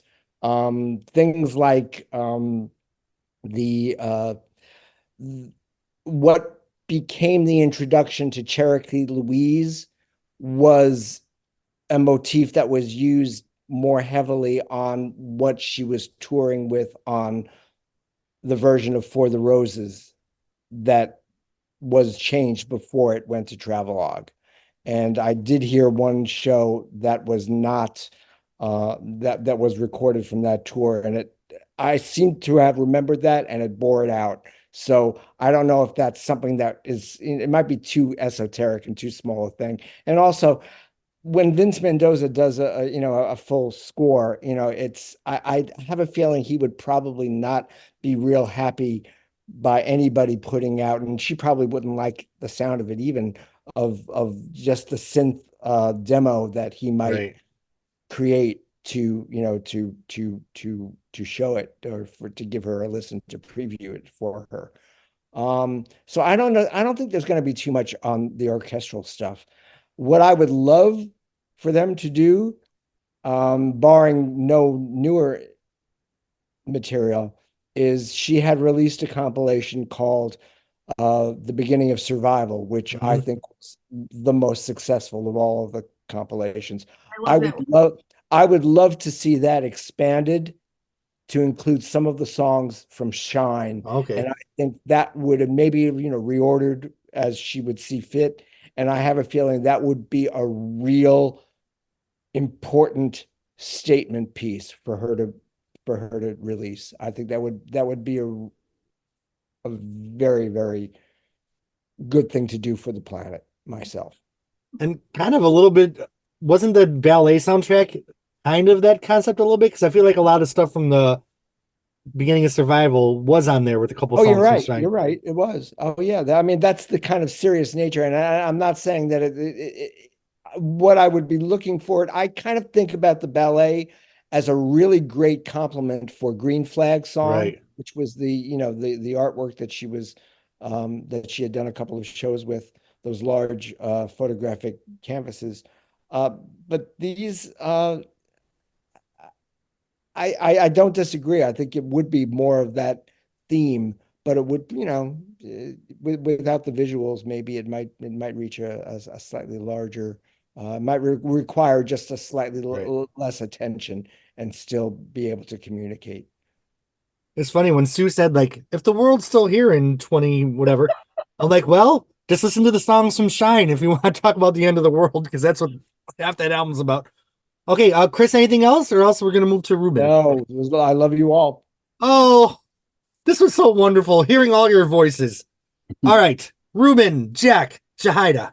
I'll keep it quick. I'm hoping that there'll be another set for the 80s, and then for the orchestral stuff, I feel like she has to do something with the albums I feel like she'd want to have a complete reissue set that would include those, but who knows she could do live performances. I know there was an orchestral version of Coyote that didn't get on the album because you could hear a clip of it in an interview. I can't remember which one. So maybe a few things like that. I don't know. I'm more interested in the 80s stuff, the live performances and demos, and who knows? Because we definitely had acoustic Dog Eat Dog demos. Yeah. You had the version of Man from Mars, which she did on the piano, which could go on there. The song with Clint Eastwood's son. Like, I forgot which was Trouble Man. Is that what? Yeah, Trouble Man. That was a great song. What would be nice would be if she'd put that concert that turned into the Painting with Words and Music DVD. Oh, yeah. CD. That would be nice. Because the version of Trouble Man on that is my favorite. Killer. That's a good one. What if there was a version of Dancing Clown that would has been hidden on the cutting floor with Prince and Michael Jackson on it? That's a good album. I know not everybody likes it, but Chalkmark was a great album. I gave it a 10 out of 10. And I still have scars on my arm from the beating I took from this fucking podcast. All right, Jack and Jahida. Well, I was going to bring up Dog Eat Dog. I would love to hear some acoustic demos of Dog Eat Dog. Because personally, I think Dog Eat Dog's got some great writing on it. It's actually my wife's favorite Joni Mitchell album. It's just got some weird production from that time in space. From Thomas Dolby. Yeah. What else was I going to say? I think that there's also a possibility, like, she toured for both sides now. So that there could be some live concert stuff from that tour that's never been released. So I think, yeah, obviously the next archive is the one that I've been waiting for impatiently. If it's half as great as I hope it is, it's going to be mind blowing. I'm also excited about this. I know that it's somewhat limited interest, but it's the surround sound Dolby Atmos release of those albums. I wish Gyro's in there. I really think that that's the one that will benefit the most from a surround sound, just because of how ethereal and how abstract the soundscape is of Hejira. So I don't know. I just had an electrician in my basement so I can finally set up my home theater in the new house. So I haven't been able to listen to this yet, but hopefully over the weekend I will. My ears glaze over when you guys go crazy on audio. What's that? When on the Joni News. Oh yeah. When they go into the audio file thing, I'm like, oh yeah. It's like the Charlie Brown teacher. Yeah, right. Oh yeah. Sorry. No, that's fine. Yeah, Mine did too, I'm not Sue. saying it's not a good thing. I'm just saying that I can't go there. Well, if it's done right, it can be remarkable. Like I think my gold standard is Beck's sea change in surround sound is otherworldly. It's one of the most beautiful pieces of music I can think of. So I'm hoping that this is well done. Because what are you holding there? Are you holding a set of the discs? It's a box set of For the Roses, Court and Spark, Miles of Isles, and Hissing of Summer Lawns in surround sound. In the Dolby Atmos, right? Yeah, in the Dolby Atmos. And I didn't even know it's been actually released. Yes. I thought it was just like order now and it'll come in. No, it's been released. Same packaging though? What? It's the same packaging as it looks like the same packaging, yes. And like I said, I just got this yesterday, and the electrician was just here today, so I still haven't even opened it yet. But I'm looking forward to it. Did you buy it on the website or through? I think I bought it on Rhino. Rhino, okay. I feel like they just announced it, so they were quick on that one. They sure were. I didn't think it was coming until the summer. Yeah. Sam Stone made a thing on one of the Facebook pages about it like a week or two ago, and that's when I ordered it. One of its exclusive. Something's coming. His exclusives. He did make some sort of comment. It's like I think he posted it to Dave a Blackburn, and he's like, no one's supposed to know, and yet it wasn't even a pre-order. It's like you can just order the damn thing. So I don't know why it was Sausage. But so I'm looking forward to that. Well, it sounds like it was a quickie with a lot of secrecy, basically a night of grinder for me. Okay, Jahida.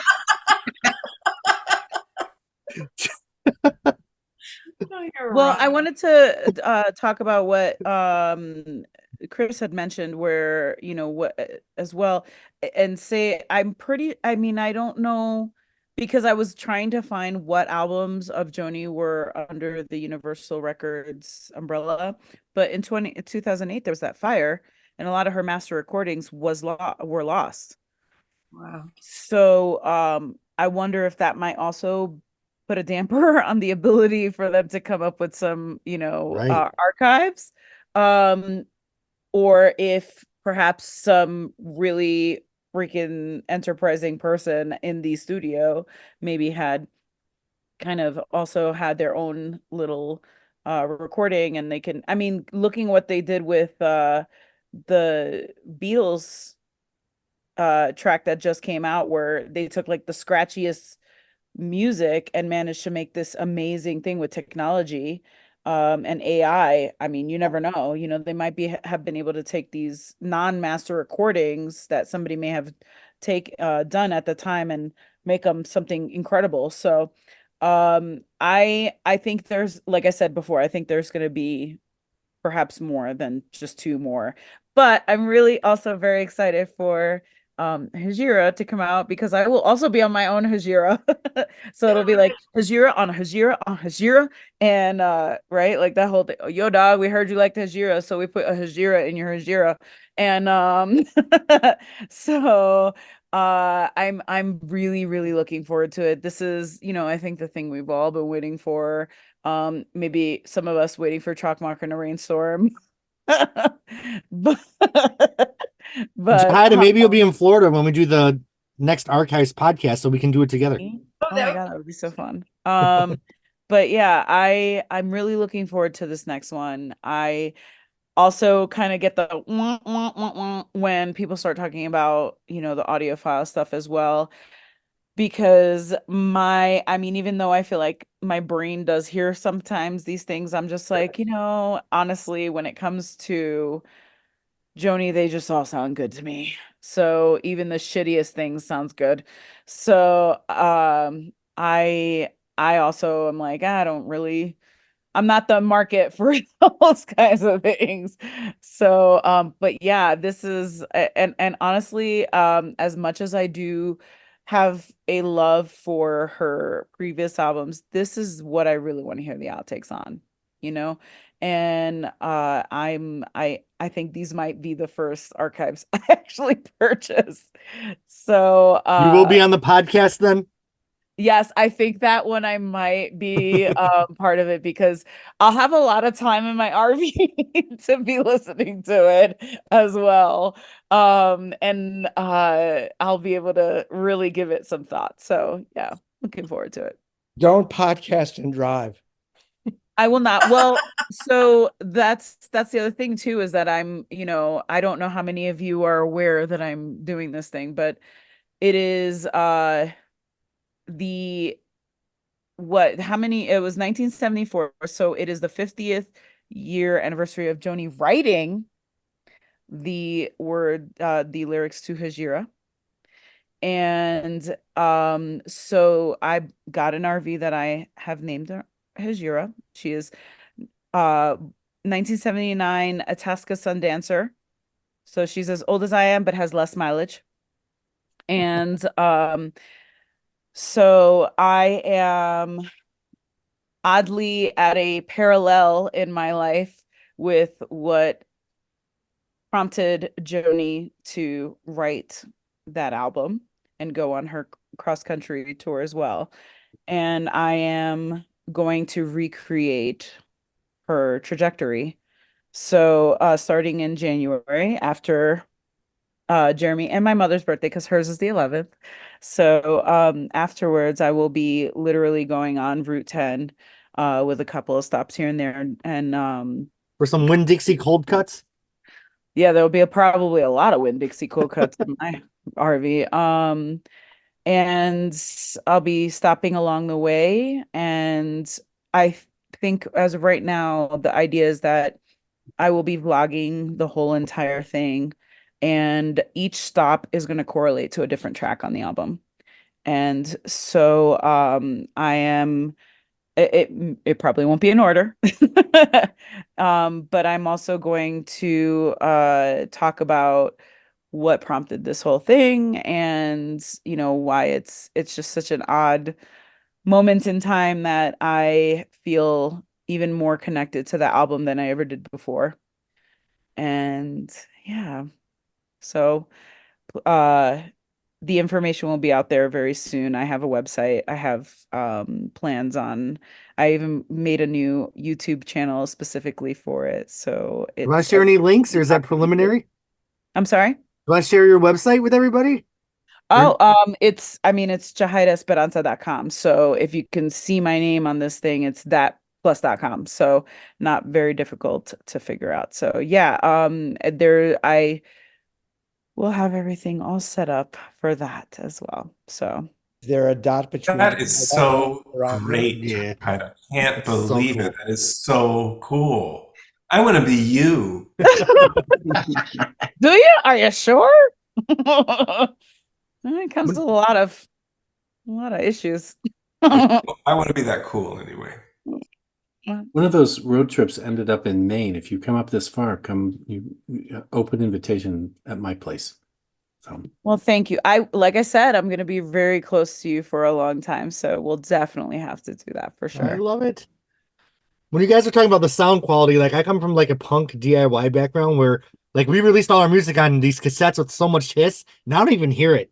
It's like I just hear the songs no matter what medium it's on, and if there's like I just block it out because I'm so tuned to just zeroing in on the song. So all right, it's May. It's gotta be May. It's May 1st. I am taking May, June, July, and August off from Phonogenics. Thanks to my Patreon subscribers for keeping this afloat, many of which are here. I love y'all. You guys, how fun was this? Jahida, what a great idea. Breaking the format. This is going to be a new tradition as long as the planet's still here, as Sue said, I believe. Doomsday. Well, I also think Joni would have loved that. I think she would love this, us having those really weird and existential conversations. It was fantastic. Wait, don't we have anything to rate? 1 to 10? No? It was all a 10. Each other. A 10. Phonogenics season 2. Let's recap season 2. We did 6 episodes. This is the 7th. We did Archives 1, Archives 2, and Archives 3. We did 2 episodes of our recap of the trip. The first one was 2 hours long, and the second was like 4.5. I remember like at the end, I'm like, I just want my chicken wings. I remember that. We did the Newport album, where I feel like I was too hard on everything, but it's all good. And then we ended with Existential Joni Mitchell Volume 1. I also covered Blondie, and then Fleetwood Mac, and Janet Jackson. So a lot was accomplished. Any final thoughts from anybody on anything? We know Jahida's plans for the summer and upcoming. Anybody else want to share? I've been asked to do the Lauren and the Good Souls tribute concert next November, and there's going to be 4 dates. So this upcoming November, or this one that's coming, right? Yeah, the upcoming November. I'm very psyched. Hell yeah! Kind of like we're going on tour. Yeah. Basically, and Lauren will be out in California. You will too. Yeah, 2 weeks earlier, right? From the show, 3 weeks earlier. Well, she said that because of our trip, we're gonna have to start practicing in the summer.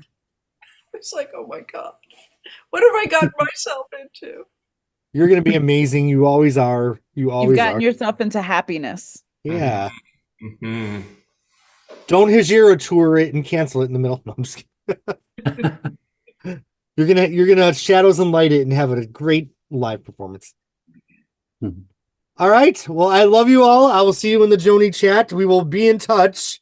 Great to see everybody. I give everyone on this panel a 10 out of 10 because you're the best human beings in the world. Yeah. Bye, everybody. Bye, everyone. Bye.